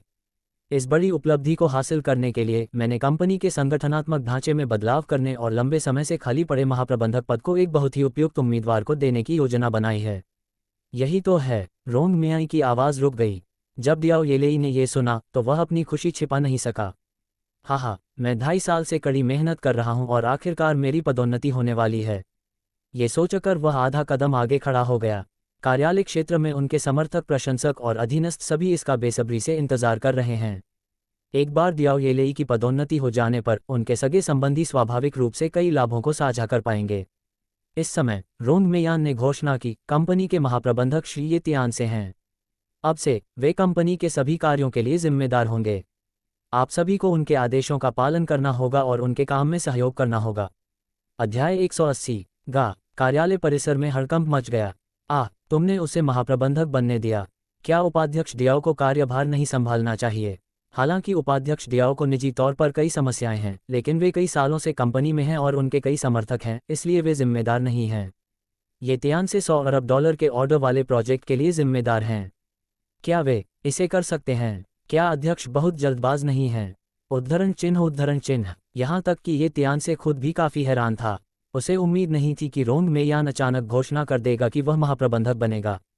लेकिन चूंकि उसने कल रात वादा किया था कि वह उसके दूसरे चाचा से बदला लेने और एक साझेदार के रूप में उसके कर्तव्यों को पूरा करने में उसकी मदद करेगा, इसलिए उसने मना नहीं किया। डियाओ येलेई ने अचानक भौहें चढ़ाईं और कहा, अध्यक्ष महोदय, मुझे इस फैसले पर आपत्ति है। ऐसा लग रहा था कि रोंग मेयान को इसकी उम्मीद थी। उसका चेहरा शांत था और उसने शांति से पूछा, उपाध्यक्ष डियाओ को आपत्ति क्यों है? डियाओ येलेई ने शिकायत की, फैंगरोंग समूह आपकी और रोंग परिवार की कड़ी मेहनत का नतीजा है और जियानगन शहर में इसका स्थान बहुत महत्वपूर्ण है। अगर आप महाप्रबंधक के पद के लिए पर्याप्त योग्यता वाले किसी बिजनेस बॉस की नियुक्ति कर दे तो मुझे कोई हिचकिचाहट नहीं होगी। समझाएं। लेकिन वह एक युवा लड़का है जिसने पहले कभी व्यावसायिक दुनिया में किसी भूमिका के बारे में नहीं सुना है। वह महाप्रबंधक के रूप में हमारा प्रबंधन करने आया है। मुझे खेद है कि उसके अधीनस्थ इसे स्वीकार नहीं कर पा रहे हैं। मुझे विश्वास है कि सिर्फ मेरे ही नहीं बल्कि वहां मौजूद कई सहकर्मियों के मन में भी यही विचार होगा, है ना? बोलते हुए उसने कार्यालय क्षेत्र में अपने समर्थकों की ओर देखा। लोगों का समूह समझ गया और तुरंत बोला, उपाध्यक्ष डियाओ ने जो कहा वह सही है। एक नेता के रूप में उपाध्यक्ष डियाओ की बात तो सही है। कंपनी के मुखिया होने के नाते उनमें सबको समझाने की क्षमता नहीं है। वे ऐसा कैसे कर सकते हैं? हाँ, उपाध्यक्ष डियाओ ने पिछले 2 सालों से कंपनी में कड़ी मेहनत की है और बड़ी उपलब्धियां हासिल की हैं। अध्यक्ष महोदय, मैं उन्हें महाप्रबंधक बनने की सिफारिश करता हूं। मैं भी। एक समय में डियाओ येलेई का समर्थन करने के लिए 50 से ज़्यादा लोग खड़े हो गए थे। पर्यवेक्षकों और निदेशकों जैसे कई मध्यम स्तरीय कैडर भी हैं। ये कंपनी के भीतर पहले से ही एक बड़ी ताकत है। इन लोगों का समर्थन सुनकर डियाओ येलेई की आंखें गर्व से चमक उठीं। अध्यक्ष महोदय, इससे कोई फर्क नहीं पड़ता कि मैं महाप्रबंधक हूं या नहीं। मैं कंपनी के भविष्य के बारे में सोच रहा हूं। मैं इसे किसी अनिश्चित व्यक्ति के हाथों में नहीं छोड़ना चाहता। कृपया अपना निर्णय लेने से पहले 2 बार सोचें। उसे विश्वास था कि उसके शब्द और इतने सारे प्रशंसकों का समर्थन रोंग मेयान पर इतना दबाव डाल देगा कि वह अपना फैसला वापस ले ले। लेकिन वह अभी भी रोंग मेयान के बारे में बहुत कम जानता था। रोंग मेयान ने अपनी आंखें थोड़ी सिकुड़ी और ठंडे स्वर में पूछा, डियाओ येलेई, क्या तुम मुझे काम करना सिखा रही हो या मेरा विरोध करने के लिए भीड़ इकट्ठा करने की योजना बना रही हो? हालांकि ये शब्द जोर से नहीं थे, लेकिन डियाओ येलेई के कानों में ये बिजली की गड़गड़ाहट जैसे गूंजे। मुझे तुरंत पसीना आ गया। आपको पता ही होगा कि रोंग मेयान को प्रांतीय राजधानी के व्यापारिक समुदाय की रानी के रूप में जाना जाता है। न केवल उनके व्यावसायिक कौशल उत्कृष्ट हैं, बल्कि उनकी अभिनय शैली भी निर्णायक है और कभी नर्म दिल नहीं होती। और हाँ, रोंग मेयान ने 2 दिन पहले बोली बैठक में रोंग परिवार के हाउसकीपर फू गुआंग की गोली मारकर हत्या कर दी थी। ये खबर छोटे और बड़े व्यवसायों में फैल गई है। रोंग परिवार, ऐसे निर्दयी स्वभाव वाले व्यक्ति को गुस्सा आने पर भड़काने की हिम्मत कौन कर सकता है। दियाओ येलेई ने जल्दी से अपना सिर हिलाया और समझाया, तुम गलत समझी, मेरा यह मतलब नहीं था। रोंग मेयान ने शांति से कहा, चूंकि तुम्हारा यह मतलब नहीं है, तो मेरे द्वारा घोषित निर्णय का पालन करो। क्या कोई समस्या है? हालांकि दियाओ येलेई अनिच्छुक था, उसने दांत पीसते हुए सिर हिलाया, कोई समस्या नहीं। रोंग मेयान ने ये तियानसे से कहा, श्रीमान ये, अब से आप रोनफेंग समूह के महाप्रबंधक होंगे। मैं आपके किसी भी निर्णय का पूरा समर्थन करूंगा। ये तियानसे ने अपनी बाहें उठाईं और पूछा, कोई निर्णय? रोंग मेयान ने सहमति में सिर हिलाया। ये तियानसे ने होठों पर मुस्कान लाते हुए कहा, ऐसे में महाप्रबंधक का पदभार ग्रहण करने के बाद मेरा पहला आदेश है। उसने दियाओ येलेई और उन प्रशंसकों की ओर देखा जिन्होंने पहले उसका समर्थन किया था। उपराष्ट्रपति दियाओ और उनके समर्थकों को बर्खास्त कर दो। धमाका, ये शब्द निकलते ही कार्यालय परिसर में हलचल मच गई। सब चौंक गए। रोंग मेयान की पुतलियां भी सिकुड़ गईं। उसे उम्मीद नहीं थी कि ये तियानसे का पहला आदेश इतना अप्रत्याशित होगा। ये बहुत ही साहसिक था।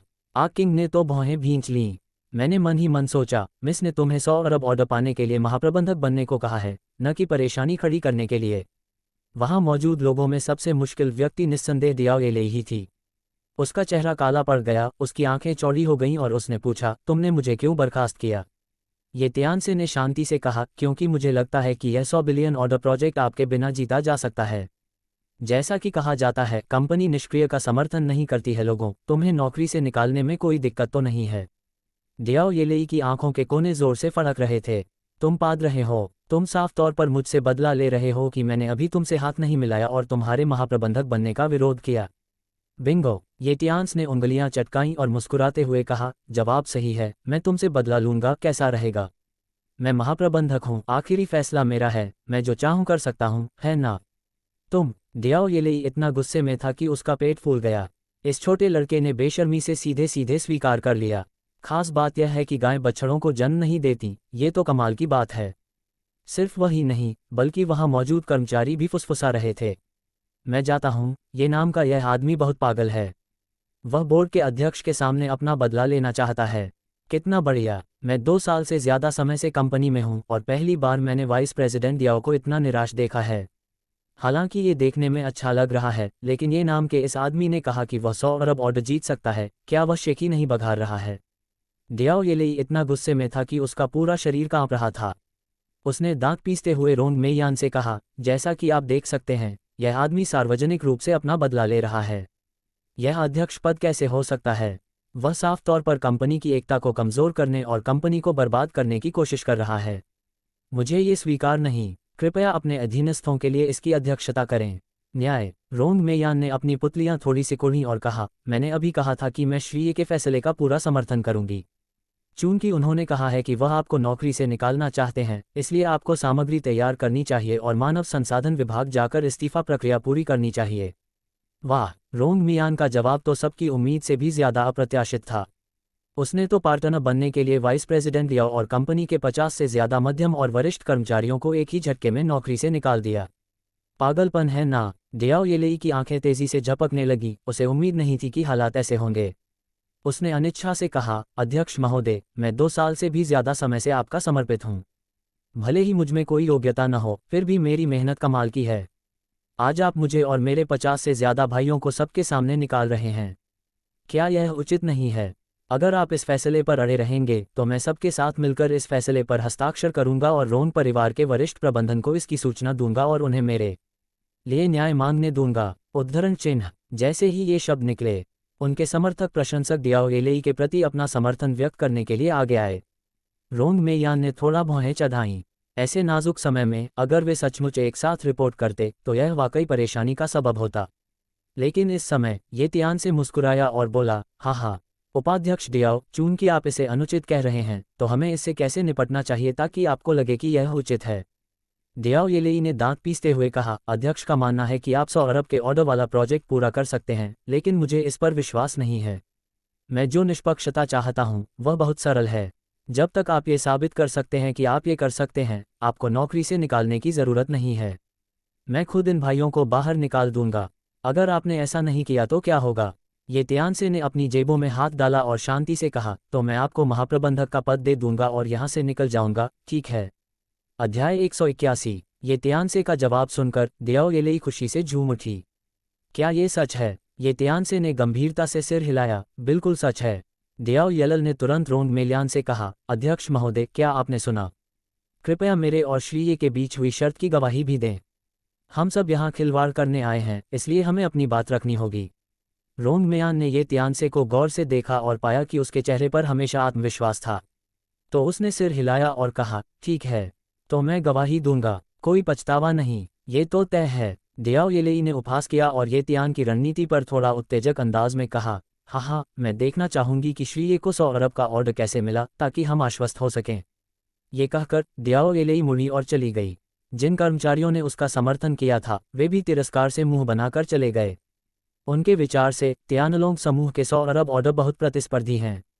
रोनफेंग समूह की वर्तमान ताकत को देखते हुए कई प्रतिस्पर्धियों के बीच इसे सबसे आगे नहीं रखा जा सकता। इसलिए उन्हें नहीं लगता कि ये तियानसे जैसा युवा ऐसा कर सकता है। देर सवेर असफलता तो मिलनी ही है। रोंग मेयान ने बाकी कर्मचारियों को अपने अपने पदों पर लौटने को कहा। फिर वह ये तियानसे को महाप्रबंधक के कार्यालय ले गया। महाप्रबंधक का कार्यालय लगभग 40 वर्ग मीटर का है। हालांकि यह भव्य और आलीशान नहीं है, फिर भी उपयोग के लिए पर्याप्त जगह है। रोंग मेयान और ये तियानसे सोफे पर एक दूसरे के सामने बैठे थे और एकिंग उनके लिए चाय बना रही थी। रोंग मेयान ने आज अपना सामान्य चोंगसम नहीं बल्कि एक पेशेवर कमर कसने वाली स्कर्ट पहनी थी। वहां बैठी वह साधारण और सक्षम लग रही थी। उसकी थोड़ी झुकी हुई टांगें काले मोज़ों में लिपटी हुई थीं, जो उसे बेहद सेक्सी बना रहे थे। रोंग मेयान ने सीधे मुद्दे पर आकर पूछा, अभी जो हुआ उसके बारे में तुम्हारी क्या राय है? ये तियानसे ने सच्चाई से जवाब दिया, यहाँ धुएं का माहौल है और पहाड़ भी हैं। तुमने मुझे जनरल मैनेजर बनने के लिए कहा था। तुम सिर्फ मुझसे 100 अरब ऑर्डर जीतने में मदद नहीं चाहते, बल्कि कुछ ऐसे लोगों का सफाया भी चाहते हो जिनके कुछ छिपे हुए इरादे हैं, है ना? रोंग मेयान तारीफ किए बिना नहीं रह सकी। जैसा कि मिस्टर ये से उम्मीद थी, मैं तुमसे कुछ नहीं छिपा सकती। उसने एक कप चाय डाली और कहा, तुमने अभी देखा कि दियाओ येलेई ऊपर से मेरा सम्मान करता है, लेकिन असल में वह इसके खिलाफ काम करता है। वह कंपनी के कई मुख्य और मध्यम स्तर के लोगों का दिल भी जीत लेता है और मेरे फैसले का सार्वजनिक रूप से खंडन भी करता है। ये तियानसे ने अपनी बाहें उठाईं और कहा, क्या तुम्हें लगता है कि कंपनी को हथियाने में वह तुम्हारी स्थिति के लिए खतरा है? रोंग मेयान ने सिर हिलाया। सिर्फ वही, यह अभी भी काफ़ी नहीं है। मैं मानती हूं कि दियाओ येलेई काफ़ी सक्षम है और बहुत कर्तव्यनिष्ठ, इसीलिए तमाम मुश्किलों के बावजूद उसे एक फ्रंट लाइन कर्मचारी से आज इस पद पर पदोन्नत किया गया। भले ही वह निजी तौर पर भ्रष्टाचार और सत्ता के दुरुपयोग जैसे कुछ असाधारण व्यवहारों में लिप्त हो, मैं आंखें मूंद लूंगा, लेकिन हाल ही में उसके कुछ व्यवहारों ने मुझे प्रभावित किया है। ये तियानसे ने चाय की एक घूंट ली और मुस्कुराते हुए कहा, मुझे उम्मीद थी कि यह अच्छा होगा। उसे तुम्हारे दूसरे चाचा से गुप्त रूप से बातचीत करनी चाहिए थी, है ना? बिल्कुल सही। मेरी जांच के अनुसार दियाओ येलेई हाल ही में अपने दूसरे चाचा के साथ गुप्त रूप से लगातार संपर्क में रहा है और ऐसा लगता है कि उसने किसी तरह का समझौता कर लिया है, जिससे मैं बहुत बेचैन हूं, इसलिए मैं उससे छुटकारा पाने का कोई मौका ढूंढना चाहता हूं। रोंग मेयान मुस्कुराया और आह भरते हुए बोला, मुझे उम्मीद नहीं थी कि जब तुम्हें महाप्रबंधक नियुक्त किया गया था तो तुम्हारा पहला आदेश उसे और उसके गिरोह के सदस्यों को नौकरी से निकालने का था। तुम इतने साहसी और अप्रत्याशित थे। ये तियानसे ने कहा, आप सब, क्या तुम मेरे फैसले का सीधा समर्थन नहीं करते?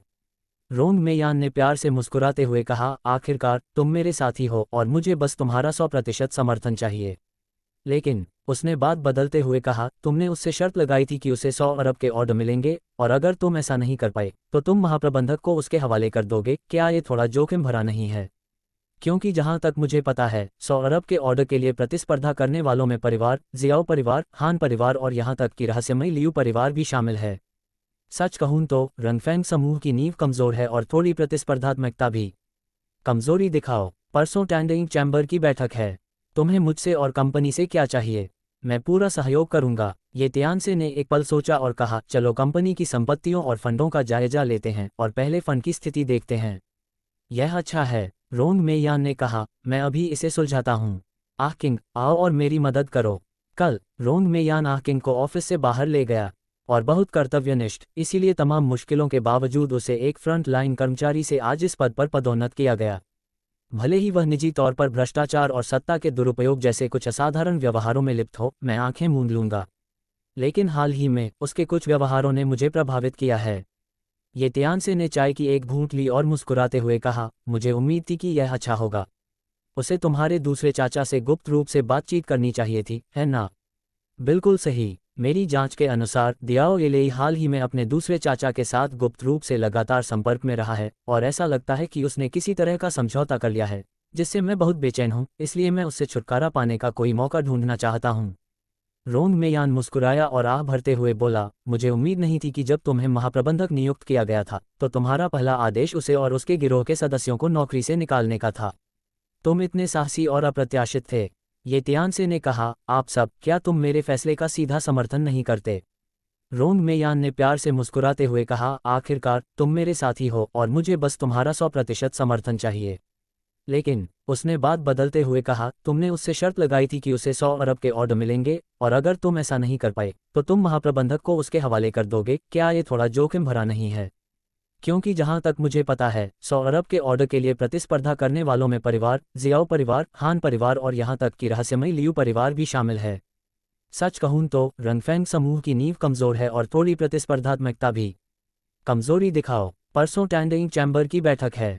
तुम्हें मुझसे और कंपनी से क्या चाहिए? मैं पूरा सहयोग करूंगा। ये तियानसे ने एक पल सोचा और कहा, चलो कंपनी की संपत्तियों और फंडों का जायजा लेते हैं और पहले फंड की स्थिति देखते हैं। यह अच्छा है, रोंग मेयान ने कहा, मैं अभी इसे सुलझाता हूँ।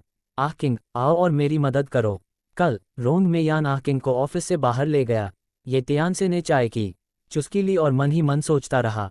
ये 100 अरब डॉलर का ऑर्डर प्रोजेक्ट तियानलोंग ग्रुप द्वारा विकास क्षेत्र के निर्माण के लिए ठेका दिया गया है और इसका मुनाफा काफ़ी ज़्यादा है। यही वजह है कि इसने कई लोगों को प्रतिस्पर्धा के लिए आकर्षित किया है।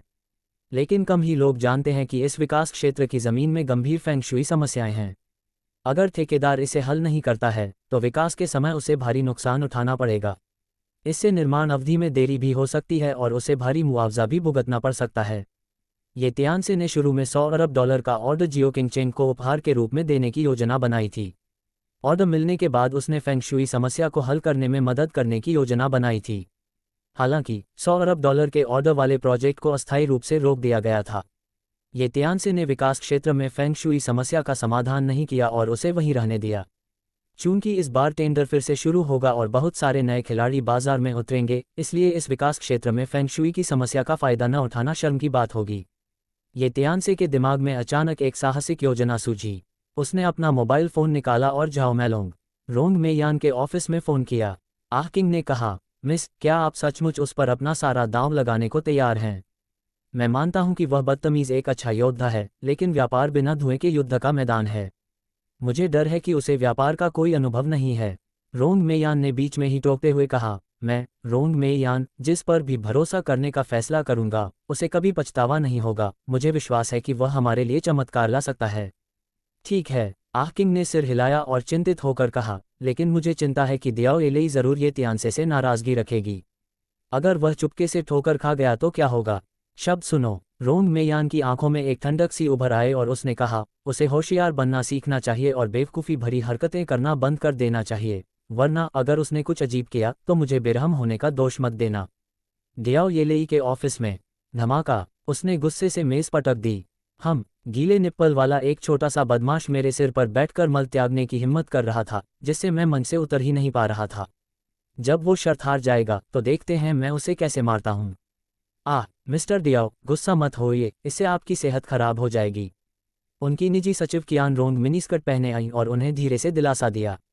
कियान रोंग कंपनी में रिसेप्शनिस्ट हुआ करती थीं। उनका फिगर और लुक अच्छा था, इसलिए दियाओ येलेई ने उन्हें अपनी निजी सचिव बना लिया। यह ऐसी बात है जिसके बारे में हर कोई कहता है कि जब कुछ करना हो तो सचिव का काम होता है और जब कुछ नहीं करना हो तो सचिव का काम होता है। दियाओ येलेई ऑफिस की कुर्सी पर बैठी रहीं, अभी भी थोड़ी नाखुश थीं। ये उपनाम वाला वो व्यक्ति मुझे ही निशाना बना रहा है, लेकिन मुझे उम्मीद नहीं थी कि वो छोटी बच्ची रोंग मेयान उसकी मदद करेगी। धिक्कार है, सिर्फ इसलिए कि तुमने मेरी मदद की है तुम मुझ पर हुक्म चला रही हो। कियान रोंग उसकी गोद में बैठ गई और अपनी बाहें उसके गले में डाल दीं।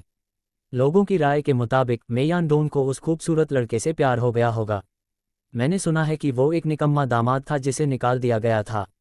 उसने उसे 100 अरब ऑर्डर की बोली लगाने के लिए जिम्मेदार महाप्रबंधक बना दिया था। वो वाकई पागल है। दियाओ येलेई ने अपनी मोटी हथेली फैलाई और उसकी लंबी काली मोजा वाली टांगों को बड़ी कुशलता से सहलाया। और बात यह है कि वो लड़का वाकई में बेवकूफ़ है और उसने ज़िंदगी मौत की परवाह किए बिना मुझसे शर्त लगा ली। हाँ, ऐसा कोई तरीका नहीं है जिससे मैं 100 अरब ऑर्डर वाला प्रोजेक्ट न पा सकूं, लेकिन उसे ऑर्डर पाने से रोकने के 100 तरीके ज़रूर हैं। आपको पता होना चाहिए कि कंपनी के कई मुख्य कर्मचारी उसके वफादार प्रशंसक हैं। ये त्यान से चाहे जो भी आदेश जारी करे, उन्हें बस चुपके से उसे रोकना है, बस इतना ही काफ़ी है। कियान रोंग ने मोहित आंखों से कहा, श्रीमान दियाओ, शर्त जीतने और महाप्रबंधक बनने के बाद और लोगों को पदोन्नत करना मत भूलना। दियाओ येलेई ने अश्लीलता से मुस्कुराते हुए कहा, तो फिर तुम ऐसा कैसे करोगे कि मैं तुम्हें पदोन्नत कर सकूं? ओह, यह आसान नहीं है। कियान रोंग ने दियाओ येलल का हाथ पकड़ा, उसका कॉलर खोला और उसे अंदर डाल दिया। जल्द ही कार्यालय में एक के बाद एक आवाज़ें गूंजने लगीं। अध्याय 182। जियांगन शहर, एक उच्च स्तरीय निजी अस्पताल। ऑपरेशन रूम के दरवाजे पर लगी ऑपरेशन में लाइट जल रही है। वुली गलियारे में एक कुर्सी पर बैठा था, उसका चेहरा थका हुआ लग रहा था और वह 10 साल से भी ज्यादा बूढ़ा लग रहा था। उसकी बाहें अभी भी हल्की सी कांप रही थीं और उसकी आंखें डर से चमक रही थीं। कल रात हान परिवार में जो कुछ भी हुआ, उसने उसे अपने जीवन का सबसे बड़ा झटका दिया और वह शारीरिक और मानसिक रूप से लगभग टूट गया। इसी समय ऑपरेशन में लाइटें बुझ गईं, ऑपरेशन रूम का दरवाज़ा खुला और एक सफ़ेद कोट पहने डॉक्टर बाहर आया। वुली जल्दी से खड़ा हो गया। डॉक्टर, मेरा बेटा कैसा है? डॉक्टर ने जवाब दिया, हमने श्री जी एरशाओ का ऑपरेशन पूरा कर लिया है। शारीरिक चोट गंभीर नहीं है, लेकिन निचले हिस्से में लगी चोट बहुत गंभीर है। हालांकि हमने इसे शरीर पर टिकाए रखने के लिए सिलने की पूरी कोशिश की, लेकिन अंदर के 2 अंडे पूरी तरह से क्षतिग्रस्त हो गए थे और उन्हें निकालना पड़ा, जिसका मतलब था कि दूसरे युवा मास्टर जी ने भविष्य में बच्चे पैदा करने की संभावना पूरी तरह से खो दी थी। ये सुनो, वुल्ला का शरीर कांप उठा। हालांकि इसे स्वीकार करना मुश्किल था, लेकिन यह अपेक्षित भी था। आखिरकार हान रुयुन ने लाल शराब की बोतल से मुर्गे पर जानलेवा वार बहुत जोर से किया था।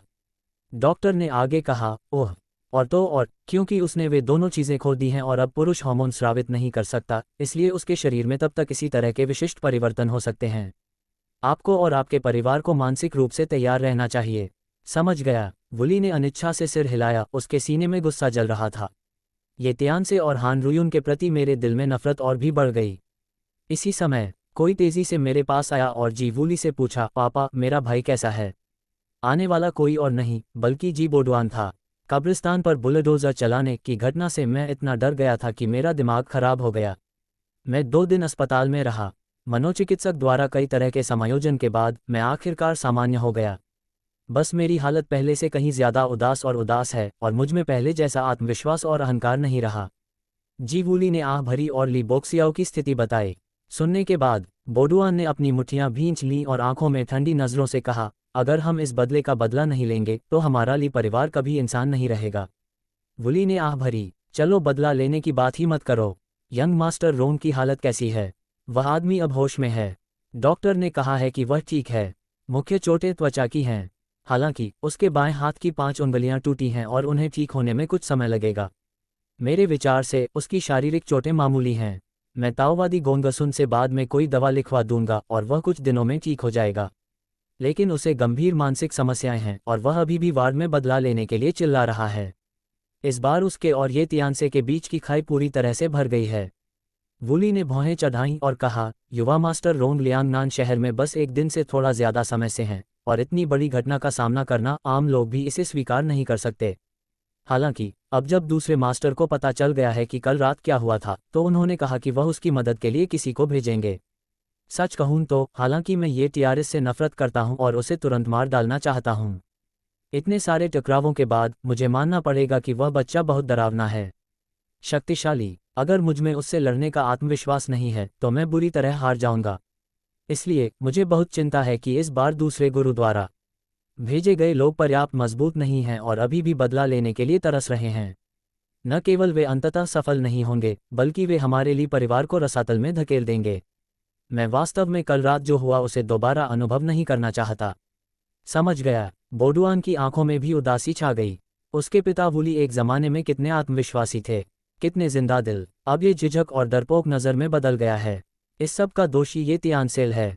लेकिन तभी दूर से एक उदास आवाज़ ठंडी सुनाई दी, मास्टर जी, क्या ये कहना जल्दबाजी होगी कि हम काफ़ी मजबूत नहीं हैं?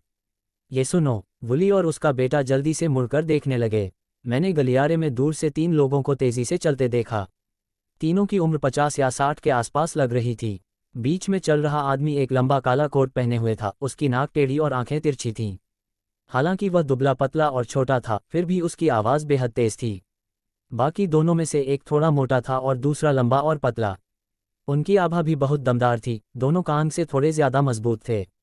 जिंगदे उन तीनों को देखा। जीवू जल्दी से आगे बढ़ा और सम्मानपूर्वक अपनी मुट्ठियां भींच लीं। श्रीमान झाओ, श्रीमान हुआंग, श्रीमान सुनी। बोडुआन एक पल के लिए स्तब्ध रह गया, फिर धीमी आवाज में पूछा, पिताजी, ये तीनों कौन हैं? वुली ने उत्साह से परिचय कराया, ये तीनों दूसरे स्वामी के मेहमान हैं। उसने पहले मोटे आदमी की ओर इशारा किया और परिचय कराया, ये सुन फैंग हैं, श्रीमान सुन, जिनकी ताकत तियानान प्रांत की बाघ सूची में 81वें स्थान पर है। फिर उसने लंबे और दुबले पतले आदमी की ओर इशारा किया और परिचय कराया, ये श्रीमान हुआंग शिलोंग हैं। हुआंग लाओ तियानान प्रांत की बाघ सूची में 73वें स्थान पर हैं। इन दोनों की बात सुनो। जी बोडुआन के चेहरे पर तुरंत सम्मान का भाव आ गया।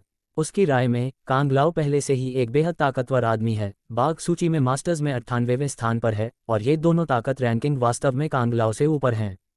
वुली ने बीच में खड़े काले कपड़े पहने दुबले पतले बूढ़े आदमी की ओर इशारा किया और परिचय कराया, ये झाओ वुजी हैं, मिस्टर झाओ। उनकी ताकत तियानान प्रांत के शीर्ष 10 टाइगर लिस्ट मास्टर्स में से एक है। कहा जाता है कि पिछले कुछ दशकों में उनके हाथों मारे गए टाइगर लिस्ट मास्टर्स की संख्या लगभग 2.5 अंकों में रही है। इसी तरह वे दूसरे मास्टर के मुख्य अतिथि भी हैं। उनका दर्जा इतना महान है कि हम उसकी कल्पना भी नहीं कर सकते। नमस्ते कहिए। जी बोडुआन इतने उत्साहित थे कि उन्होंने घुटनों के बल बैठकर ताली बजाई। अगली तिमाही में मिस्टर झाओ से मिलिए। आपको पता होना चाहिए कि आपके सामने वाला व्यक्ति तियानान प्रांत की टाइगर लिस्ट के शीर्ष 10 मास्टर्स में से एक है। आम दिनों में उन्हें देखना बिल्कुल दुर्लभ है। ये फिर से द्वितीय गुरु का मुख्य अतिथि है, इसलिए मुझे उसकी चापलूसी करनी होगी। झाओ वुजी ने ली बोडुआन की ओर देखा और शांति से कहा, युवक, तुम्हारी नज़र बहुत तेज है। खड़े हो जाओ। हाँ। जी बोडुआन जल्दी से खड़ा हो गया। इन 3 लोगों के सामने खड़े होने पर भी मैं स्वाभाविक रूप से तनाव महसूस कर रहा हूं और मेरी सांसें थोड़ी तेज हो रही हैं। झाओ वुजी सबसे पहले बोले, कल रात जो हुआ उसकी हम सभी को अच्छी समझ है। हालांकि कांग डेक्सिंग की ताकत औसत है, फिर भी यह अविश्वसनीय है कि कोई उसे छोटे से जियांगन शहर में मार सकता है। चलो। अकेले एक 25-6 साल का युवा। हुआंग शिलोंग ने भौहें चढ़ाईं और नाराजगी से कहा, मास्टर जी, क्या आप झूठ बोल रहे हैं? कांग जिंगदे की हत्या असल में किसी और ने की थी। वुली ने सिर हिलाया और कहा, तुम झूठ बोलने की हिम्मत कैसे करोगे? अगर तुम्हें मेरी बात पर यकीन नहीं है तो तुम यंग मास्टर रोंग से पूछ सकते हो। उसने भी मिस्टर कांग को ये तियान से द्वारा 2 मुक्कों से पीट पीट कर मारते हुए देखा था। 2 मुक्कों से मार डाला। हुआंग शिलोंग और सुन फैंग ने एक दूसरे की तरफ देखा और दोनों ने एक दूसरे की आंखों में एक अद्भुत भाव देखा। हालांकि वे दोनों कांग डेक्सिंग से ज्यादा ताकतवर थे, लेकिन अगर वे कांग डेक्सिंग को मारना चाहते थे तो उन्हें कम से कम 30 चालें चलनी पड़ती और उन्हें चोट लगने की कीमत भी चुकानी पड़ती। मुझे डर है कि झाओ वुजी जैसा गुरु, जो टाइगर लिस्ट के टॉप 10 में है, भी इस बात की गारंटी लेने की हिम्मत नहीं करेगा कि वह कांग जिंगदे को 2 मुक्कों से मार सकता है। झाओ वुजी ने अपनी आंखें थोड़ी सी खुलीं। दुनिया इतनी बड़ी है कि यह अजूबों से भरी है। मार्शल आर्ट वंश में वाकई असाधारण प्रतिभा वाले भयानक प्राणी हैं। चलिए इस बारे में बात नहीं करते। युद्ध के महान देवता जियांगन को ही लीजिए, जो कम उम्र में ही मार्शल आर्ट के शिखर पर हैं। लेकिन इस तरह की प्रतिभा के पीछे या तो किसी गुरु की पृष्ठभूमि होती है या फिर पारिवारिक प्रशिक्षण। अकेले अभ्यास करके इतनी ताकत हासिल करना किसी एक व्यक्ति के लिए असंभव है। गुरु ली, मैं आपसे पूछता हूँ, ये तियान से नाम के इस व्यक्ति की अज्ञात पृष्ठभूमि क्या है? आपको हमें सब कुछ बताना होगा। अध्याय 183। झाओ वुजी की समस्या का सामना करते हुए। पिता पुत्र जी वुली और जी बोडुआन ने एक दूसरे की ओर देखा और फिर ये तियानसे के बारे में अपनी सारी पहचान बता दी। ये सुनकर हुआंग शिलोंग ने व्यंग्य किया, काफी समय तक परेशान करने के बाद वह बस एक बेकार दामाद है जिसे जियो परिवार ने अस्वीकार कर दिया है। सुन फैंग ने यह भी कहा, हालांकि 15 साल पहले जियांगन ये परिवार एक शक्तिशाली परिवार था, लेकिन ये बस इतना ही था। उसकी पृष्ठभूमि मजबूत नहीं थी। इसके अलावा वह बहुत पहले ही नष्ट हो चुका था। उसे विकसित करना असंभव था। झाओ वुजी ने सिर हिलाया और कहा, चूंकि उसकी कोई पृष्ठभूमि नहीं है, ऐसा लगता है कि उसने तथाकथित मजबूत ताकत दिखाई है, जिसका अर्थ है कि उसे बहुत ज्यादा आंका गया है। जी वुली ने भौहें चढ़ाईं और कहा, श्रीमान झाओ, ये सच है कि ये तियानसे ने श्रीमान कांग को मार डाला। उसे कैसे ज्यादा आंका जा सकता है? झाओ वुजी ने समझाया, ली फेरीली के मुखिया को यह नहीं पता कि कुछ महीने पहले टाइगर लिस्ट रैंकिंग की लड़ाई में कांग जिंगदे को पहली बार टाइगर लिस्ट मास्टर के पद पर पदोन्नत किया गया था। वह अपने प्रतिद्वंद्वी के साथ लड़ाई में गंभीर रूप से घायल हो गया था और उसके शरीर पर अभी भी छिपे हुए घाव हैं। बीमारी। मेरा अनुमान है कि कल रात ये तियानसे के साथ लड़ाई में उसे अपनी छिपी हुई बीमारी फिर से हो गई होगी और वह अपनी असली ताकत नहीं दिखा पाया होगा। ये तियानसे ने इसका फायदा उठाया और मारा गया। तो बस इतना ही। बोडुआन दंग रह गया और दांत पीसते हुए बोला, मैं बस यही कह रहा हूं कि ये तियानसे जैसे कमीने में मिस्टर कांग जैसे ताकतवर इंसान को मारने की ताकत कैसे थी। लगता है उसकी किस्मत अच्छी थी और उसने एक खामी का फायदा उठाया। वुली ने भौहें चढ़ाईं, उसे लगा कि कुछ गड़बड़ है। आखिरकार ये तियानसे ने कल रात कांग जिंगदे को पीट पीट कर मार डाला था। उसने अपनी आंखों से देखा था और यह किसी भी तरह से छिपी हुई बीमारी की पुनरावृत्ति जैसा नहीं लग रहा था। लेकिन उसमें इतनी हिम्मत नहीं थी कि वह अपने दिल की बात कह सके और इन 3 मेहमानों के मुंह पर तमाचा मार सके। हुआंग शिलोंग ने आत्मविश्वास से कहा, मास्टर जी, मुझे बताइए कि ये तियानसे का पता कहाँ है और मैं लाओ कांग का बदला लेने के लिए अभी जाकर उसे मार डालूंगा। हालांकि झाओ वुजी ने हाथ उठाकर बीच में ही टोक दिया, ध्यान रखना, आवेग में मत आना और इस बार दूसरे गुरु ने जाने से पहले जो कहा था उसे मत भूलना। इस समय सबसे ज़रूरी काम रोंग मेयान को दबाना है और हमें उसे 100 अरब का ऑर्डर नहीं मिलने देना है। अगर हो सके तो हमें ये 100 अरब के ऑर्डर ज़रूर जीतने चाहिए ताकि जियांगन शहर में एरिये की शक्ति तेज़ी से बढ़े। जहाँ तक बदला लेने की बात है, हम तीनों कभी भी बदला ले सकते हैं। इन 2 दिनों में कोई जल्दी नहीं है। झाओ वुजी ने जी वुली से फिर पूछा, तियानलोंग समूह के 100 अरब के ऑर्डर प्रोजेक्ट की वर्तमान स्थिति क्या है। वुली जवाब देने ही वाला था, इसी समय जी बोडुआन ने अपने फ़ोन पर नज़र डाली और जल्दी से कहा, क्या संयोग है।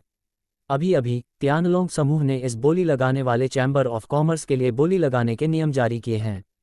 कैसे कहूँ। बोडुआन ने अपने मोबाइल फ़ोन की ओर देखा और परिचय दिया, इस बोली के नियम जुए की बोली हैं। जुए के तरीके और नियम इस प्रकार हैं। पहली, बोली में भाग लेने वाली सभी कंपनियों और संगठनों को एक शर्त माननी होगी, बोली जीतने के बाद उन्हें तियानलोंग समूह को 20 अरब डॉलर की नकदी या संपत्ति जमानत के रूप में देनी होगी। दूसरी बात, विजेता बोलीदाता को विकास क्षेत्र का विध्वंस 7 दिनों के भीतर पूरा करना होगा। पूरा होने की पुष्टि के बाद तियानलोंग समूह विजेता बोलीदाता को सारी जमानत राशि वापस कर देगा। इसके अलावा 50 अरब डॉलर के अनुबंध शुल्क ऑर्डर शुल्क का 100% यानी 50 अरब डॉलर विजेता बोलीदाता को दिए जाएंगे। इसके विपरीत, यदि विजेता बोलीदाता 7 दिनों के भीतर विध्वंस कार्य पूरा नहीं करता है तो इसे अनुबंध का उल्लंघन माना जाएगा। तियानलोंग समूह सभी बंधक जमा राशि काट लेगा और विजेता बोलीदाता से एक निश्चित राशि का परिसमाप्त हर्जाना वसूल करेगा। तीसरा, यदि विजेता बोलीदाता बोली जीतने के 30 दिनों के भीतर परियोजना का पहला चरण पूरा कर लेता है तो शेष 1 अरब अनुबंध शुल्क विजेता बोलीदाता को दिया जाएगा। और दूसरे चरण और उसके बाद की परियोजना बोली सहयोग में सहयोग को हमारी प्राथमिकता है। परिचय सुनने के बाद जी वुली ने विश्लेषण किया, कुल मिलाकर ऐसा लगता है कि यह सट्टेबाजी नियम काफ़ी विश्वसनीय है। जब तक इसे निर्माण अवधि के अनुसार पूरा किया जा सकता है, तथाकथित बंधक भुगतान और परिसमाप्त क्षतिपूर्ति कोई समस्या नहीं है। इसके अलावा ये परियोजना का केवल पहला चरण है जिसकी लागत 100 बिलियन है, जिसका मुनाफा कल्पना से परे है। लेकिन इस मामले में बोली में सभी कैसे भाग ले सकते हैं। कंपनी की योग्यता के अलावा कोई मात्रात्मक मानक नहीं लगता। जी बोडुआन ने बताया, घोषणा में कहा गया था कि निविदाकर्ता बैठक में बोलीदाताओं द्वारा उद्धृत परिसमाप्त क्षतिपूर्ति की राशि को मानक के रूप में इस्तेमाल किया जाएगा। सीधे शब्दों में कहें तो जो भी अधिक परिसमाप्त क्षतिपूर्ति वहन करने को तैयार होगा उसे बोली जीतने में प्राथमिकता दी जाएगी। ओ साथ, वुली ने भौहें चढ़ाईं और कहा, सच में इस तरह। यह अजीब है, थोड़ा अजीब है, लेकिन ये बोली लगाने वाले की ताकत और परियोजना में उसके आत्मविश्वास की भी परीक्षा लेता है। यह एक अच्छा प्लांट है, लेकिन लियांगनान शहर में बहुत से लोग हैं जो इतने बड़े केक का एक निवाला खाना चाहते हैं। आप सोच सकते हैं कि यह बोली कितनी जोरदार होगी। इसी समय गुस्से से भरी एक आवाज़ सुनाई दी, चाहे कुछ भी हो, आपके जी परिवार को इसमें भाग लेना ही होगा। चाहे आप अपनी सारी पारिवारिक संपत्ति गिरवी रख दें, आपको ऑर्डर जीतना ही होगा। आपको उस कुतिया रोंग मेयान के हाथों में नहीं पड़ना चाहिए। कई लोगों ने अपना सिर घुमाया। मैंने रोंग जिदोंग को लंगड़ाते हुए देखा, उसके सिर पर पट्टी बंधी थी और उसके बाएं हाथ में स्टील की प्लेट थी, मानो वह आधी ममी हो। बोडुआन जल्दी से उसकी मदद के लिए आया। युवा मास्टर रोंग, डॉक्टर ने आपको आराम करने के लिए कहा है, फिर भी आप बाहर क्यों हैं? आराम करो, रोंग जिदोंग ने दांत पीसते हुए कहा, अगर मैं उस कमीने ये तियानसे को एक दिन भी मरते हुए नहीं देखूंगा तो मुझे चैन नहीं मिलेगा। उसने तीनों मेहमानों और जी वुली की तरफ देखा। मैंने सुना तुमने अभी क्या कहा। मैं समझता हूं कि 100 अरब ऑर्डर पाना सबसे बड़ी प्राथमिकता है, लेकिन ये तियानसे ने मुझे बहुत तकलीफ दी है। अगर मैं बदला नहीं लूंगा तो 100 अरब भी मिल जाएं तो क्या होगा? मैं इसे पचा नहीं पाऊंगा। कितना बुरा हाल है। जी वूली ने हिचकिचाते हुए पूछा, युवा मास्टर रोंग, आपका क्या मतलब है? रोंग जिदोंग ने गुस्से से कहा, मैं चाहता हूं कि ये तियानसे को सबसे दर्दनाक, दयनीय और अपमानजनक सजा मिले। उसकी प्रतिष्ठा बर्बाद हो जाएगी और वह सब कुछ खो देगा। इस समय वह गुस्से से भर गया था। बोडुआन ने आंखें घुमाईं और दोहराया, युवा गुरु रोंग, सच कहूं तो मेरा भी यही इरादा है। इससे पहले मेरे पिता की जन्मदिन पार्टी और रोंग मेयान की मीटिंग में सुमाम ये नाम के आदमी ने ग्रैंड स्लैम होने का नाटक किया था। हमारा ली परिवार शर्मिंदा होगा। मेरी राय में आपको पिछले 2 दिनों में लगी चोटों से उबर जाना चाहिए। परसों जब टैंडर्स मिलेंगे तो ये नाम का आदमी रोंग मेयान के पार्टनर के तौर पर जरूर मौजूद होगा और जियांगन शहर की ज्यादातर हस्तियां भी मौजूद होंगी। अगर उस समय हम ये तियानसे को सबके सामने सजा दें और उससे पहले दिखाए गए बल से 10 गुना ज्यादा बल थूकने को कहें तो हम अपनी प्रतिष्ठा भी बहाल कर सकते हैं। क्या हम एक ही पत्थर से 2 शिकार नहीं कर सकते? रोंग जिदांग ने सिर हिलाया और कहा, यह एक अच्छा सुझाव है। मैं न केवल ये तियानसे को बल्कि उसके समर्थकों को भी एक एक करके सजा दूंगा और उन सभी को कीमत चुकाने पर मजबूर करूंगा। श्री झाओ, कृपया श्री हुआंग और श्री सुन को परसों बोली कक्ष में ले जाएं। झाओ वूजी ने आत्मविश्वास से कहा, चिंता मत करो, हम तीनों के जाने के बाद उस दिन चाहे किसी भी तरह के स्वामी हों, वे ये तियानसे और उसके साथियों की रक्षा नहीं कर सकते। और उस छोटे से लड़के ये तियानसे की बात तो है, हाँ हाँ। मुझे उसे टाइगर लिस्ट 10 की नींव का सामने का हिस्सा दिखाना ही होगा। जैसे ही ये शब्द निकले, रोंग जिदांग और अन्य लोग उत्साह और उम्मीदों से भर गए। रोंग जिदांग को फिर से कुछ सूझा और उन्होंने वूली से कहा, ये तियानसे को सजा देने के अलावा हमें 100 अरब का ऑर्डर भी हासिल करना होगा। तुम्हारा जी परिवार बोली लगाने के लिए तैयार है। जे वुल्लर शर्मिंदा लग रहा था। अगर ऐसा पहले होता तो ली जरूर जीत जाता, लेकिन पिछले 2 दिनों में ये तियानसे ने पहले तो हमारे ली परिवार का सारा कैश हड़प लिया और कल तो उसने हान परिवार की आधी संपत्ति भी दे दी। हमारे लिए परिवार की सारी संपत्तियां अब पैक हो चुकी हैं और कुल मूल्य लगभग 25 अरब डॉलर है, जो मुश्किल से ही गिरवी रखी गई राशि से ज्यादा है। ये बिल्कुल भी प्रतिस्पर्धी नहीं है। झाओ वूजी और बाकी 3 मेहमान बिना कुछ कहे एक दूसरे को देखने लगे। तीनों को लड़ने दो, जब बात व्यावसायिक मामलों की आती है तो मैं इसमें अच्छा नहीं हूं। रोंग जिदोंग ने व्यंग्य किया, मुझे अभी अभी मेरे पिताजी का फोन आया था। उन्होंने कुछ समय पहले ही यह बात कही थी। ये तियानसे रोंग मियान के रोंगफेंग समूह के नए महाप्रबंधक बन गए हैं और 100 अरब डॉलर के ऑर्डर के लिए पूरी तरह जिम्मेदार हैं। आंतरिक जानकारी के अनुसार फैंगरोंग समूह की कुल संपत्ति अब शायद 30 अरब डॉलर से ज्यादा नहीं है। तो बस सुरक्षा के लिए मेरे पिताजी ने आपको ली परिवार के लिए 20 अरब डॉलर की नकद सहायता देने का वादा किया था। मुझे उम्मीद है कि आप, मास्टर ली, इसका अच्छा इस्तेमाल कर पाएंगे।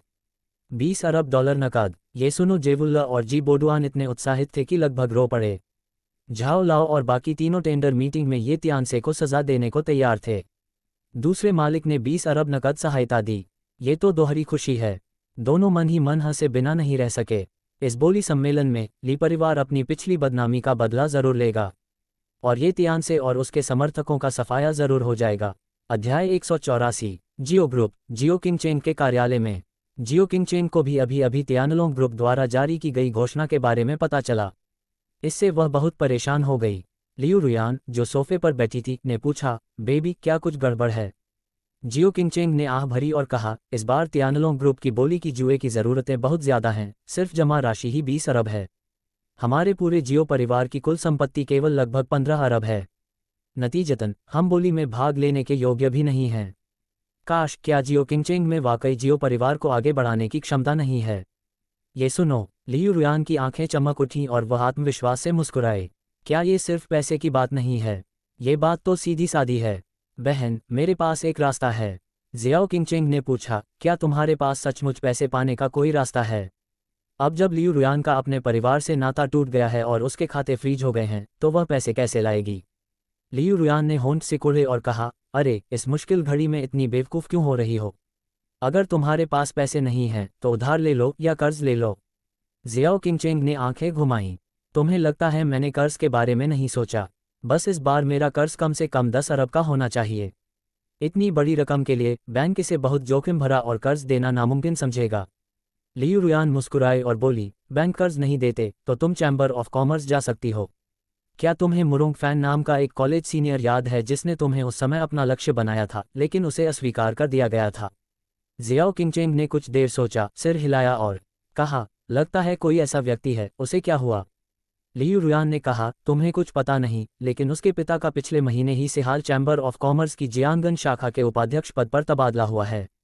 अगर आप उनके रिश्ते के जरिए सिहाई चैम्बर ऑफ कॉमर्स से 10 अरब तो क्या 20 अरब भी कर्ज मांगें तो मुश्किल नहीं होगा। आखिरकार ऐसा तो नहीं है कि आपको सिहाई चैम्बर ऑफ कॉमर्स की अहमियत का अंदाज़ा नहीं है। जियाओ किंगचेन की आंखों में सम्मान की एक चमक सी आ गई। हाँ, व्यापार जगत से जुड़ा हर व्यक्ति सिहाई चैम्बर ऑफ कॉमर्स के बारे में जानता है। ड्रैगन साम्राज्य के 3 प्रमुख चैम्बर ऑफ कॉमर्स में से एक होने के नाते four seas chamber of commerce का ड्रैगन साम्राज्य पर प्रभाव है, जिसकी कई कंपनियां, मजबूत संपत्तियां और व्यापक संपर्क हैं।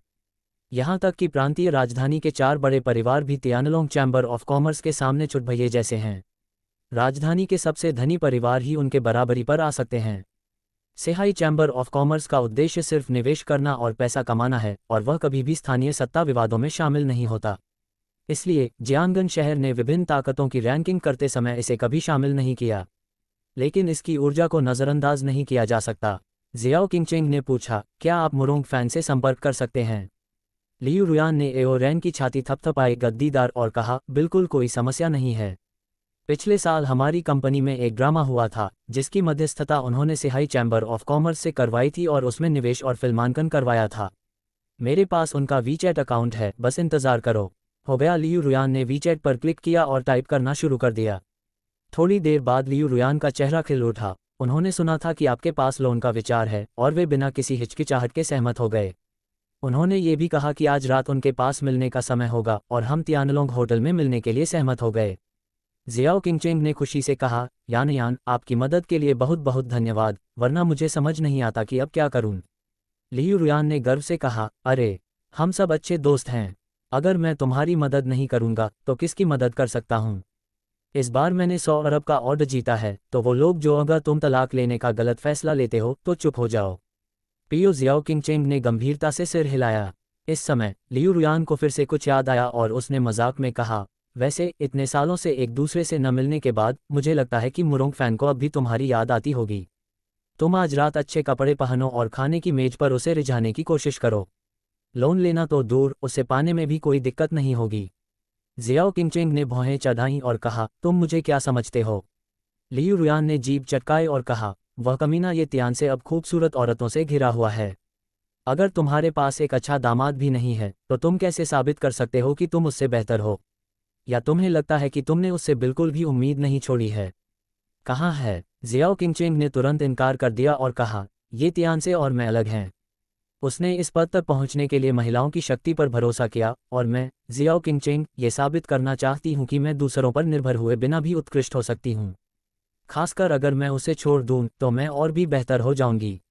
ये कहते हुए उसकी आंखों में उम्मीद और गंभीरता की एक झलक दिखाई दी। मैं अटेंडिंग चैम्बर ऑफ कॉमर्स जे के जन्मदिन के भोज और मिस रोन की बैठक में उसके सामने 3 बार असफल रही। परसों फिर से शुरू होने वाली टेंडर मीटिंग में जियाओ किंगचेंग, मुझे उसके सामने खोई हुई सारी गरिमा वापस पा लेनी चाहिए, बस कहने से काम हो गया। फैंगरांग समूह रोंग मेयान कंपनी के वरिष्ठ अधिकारियों के साथ एक बैठक बुला रहे हैं। इसमें मुख्य रूप से 2 महाप्रबंधक ये तियानसे और डियाओ यलल और विभिन्न विभागों के प्रबंधक शामिल हैं। सम्मेलन कक्ष में लगभग 10 लोग बैठे थे। रोंग मेयान ने कहा, आप सभी ने तियानलोंग समूह के जुए की बोली के नियम देखे हैं। आप क्या सोचते हैं? मार्केटिंग मैनेजर ने कहा, अध्यक्ष महोदय, आप इस बारे में क्या सोचते हैं? मूल बात यह है कि जिस कंपनी के पास ज़्यादा पूंजी होगी और जो निविदाकर्ता बैठक में ज़्यादा क्षतिपूर्ति वहन करने को तैयार होगी, उसे 100 अरब का ऑर्डर मिलेगा। वित्तीय प्रबंधक ने भी यही कहा। हाँ, हमारी कंपनी की कुल संपत्ति केवल 30 अरब है, जो हमारे प्रतिस्पर्धियों से कम है। और बोली लगाने वाले भी एक दूसरे की ताकत से अच्छी तरह वाकिफ हैं। अगर वे निविदाकर्ता बैठक में बेतरतीब ढंग से बोली भी लगाएं तो भी उनकी पहचान हो जाएगी। अन्य विभाग प्रबंधक भी एक दूसरे को बिना किसी अच्छे विचार के देखने लगे। डियाओ येलेई ने अपने पैर क्रॉस किए और गुस्से से कहा, अध्यक्ष महोदय, क्या आपको पहले यह विश्वास नहीं था कि श्री 100 अरब के ऑर्डर पा सकते हैं? मेरी राय में उनकी सलाह मानना सबके लिए बेहतर है। जैसे ही ये शब्द निकले, सबने ये तियानसेल की तरफ देखा। ज्यादातर लोगों के चेहरे पर ऐसे भाव थे मानो वे कोई मजाक देख रहे हों। ये तियानसेल हमेशा की तरह शांत थे। उन्होंने सबकी तरफ देखा और हल्की सी मुस्कान के साथ कहा, मेरी कोई खास राय नहीं है, तो चलो मीटिंग खत्म करते हैं। कॉन्फ्रेंस रूम में सब लोग असमंजस में थे। क्या बकवास है? इस मीटिंग को शुरू हुए अभी सिर्फ 2 मिनट ही हुए हैं और तुम मीटिंग खत्म करने वाले हो। दियाओ येलेई खुद को रोक नहीं पाए और बोले, श्रीमान ये आपका क्या मतलब है? ये तियानसेल ने जवाब दिया, क्या मैंने अभी तक अपनी बात स्पष्ट नहीं की है? सिर्फ $100 अरब के ऑर्डर वाले प्रोजेक्ट के लिए मीटिंग की कोई ज़रूरत नहीं है। तुम जो चाहो करो, मैं काफ़ी हूँ। ये सुनो दियाओ येलेई और बाकी लोग लगभग ज़ोर से हंस पड़े। जैसा कि हम सभी जानते हैं, अगर कोई कंपनी ज़्यादा फंड के साथ कोई कारोबार पूरा करना चाहती है तो उसे ज़्यादा लोगों की ज़रूरत होती है। ये तियान से अच्छा है, उसे किसी की ज़रूरत नहीं है, वो बस कहता है कि वो अकेला रह सकता है। उनके लिए ये किसी डियाओसी के लियू यफेल से शादी करने से कहीं ज़्यादा ख्वाबों वाली बात है। दियाओ येलेई खड़े हुए और खुद को ताना मारने से रोक नहीं पाए। ठीक है, चूंकि श्रीमान ये ने ऐसा कहा है तो स्वाभाविक रूप से हमें अब यहाँ रहने की ज़रूरत नहीं है। लेकिन जब समय आएगा और आपको 100 अरब ऑर्डर नहीं मिलेंगे तो यह मत कहना कि हमारे कर्मचारी आपकी मदद नहीं करेंगे। हाँ। हो गया। वह कई प्रबंधकों के साथ बैठक कक्ष से बाहर निकल गए जिन्होंने उनका समर्थन किया। रोंग मेयान का समर्थन करने वाले बाकी प्रबंधक अवाक रह गए। शुरू में उन्होंने सोचा था कि अध्यक्ष द्वारा नियुक्त नया महाप्रबंधक शायद विश्वसनीय नहीं होगा, लेकिन पता चला कि वह वास्तव में अविश्वसनीय था। अध्यक्ष की नियुक्ति जल्दबाजी में की गई थी। रोंग मेयान ने उनकी तरफ देखा और कहा, तुम सबको भी बाहर जाना चाहिए। हाँ, सबके बाहर जाने के बाद कॉन्फ्रेंस रूम में सिर्फ ये तियान से, रोंग मेयान और आकिंग ही बचे थे। रोंग मेयान खुद को रोक नहीं पाया और पूछा, श्रीमान ये, हालांकि मुझे आप पर बहुत भरोसा है, फिर भी मुझे समझ नहीं आ रहा कि आप क्या करना चाहते हैं। ये तियानसे के जवाब का इंतजार किए बिना आकिंग पहले से ही नाखुश थी और शिकायत कर रही थी, श्रीमती, मुझे लगता है कि वह बस रहस्यमयी बन रहा है। असल में उसे 100 अरब ऑर्डर मिल ही नहीं सकते। ये तियानसे ने अपनी बाहें उठाईं और पूछा, तो चलो एक शर्त लगाते हैं। अगर मैं इसे हासिल कर लूँ तो क्या होगा?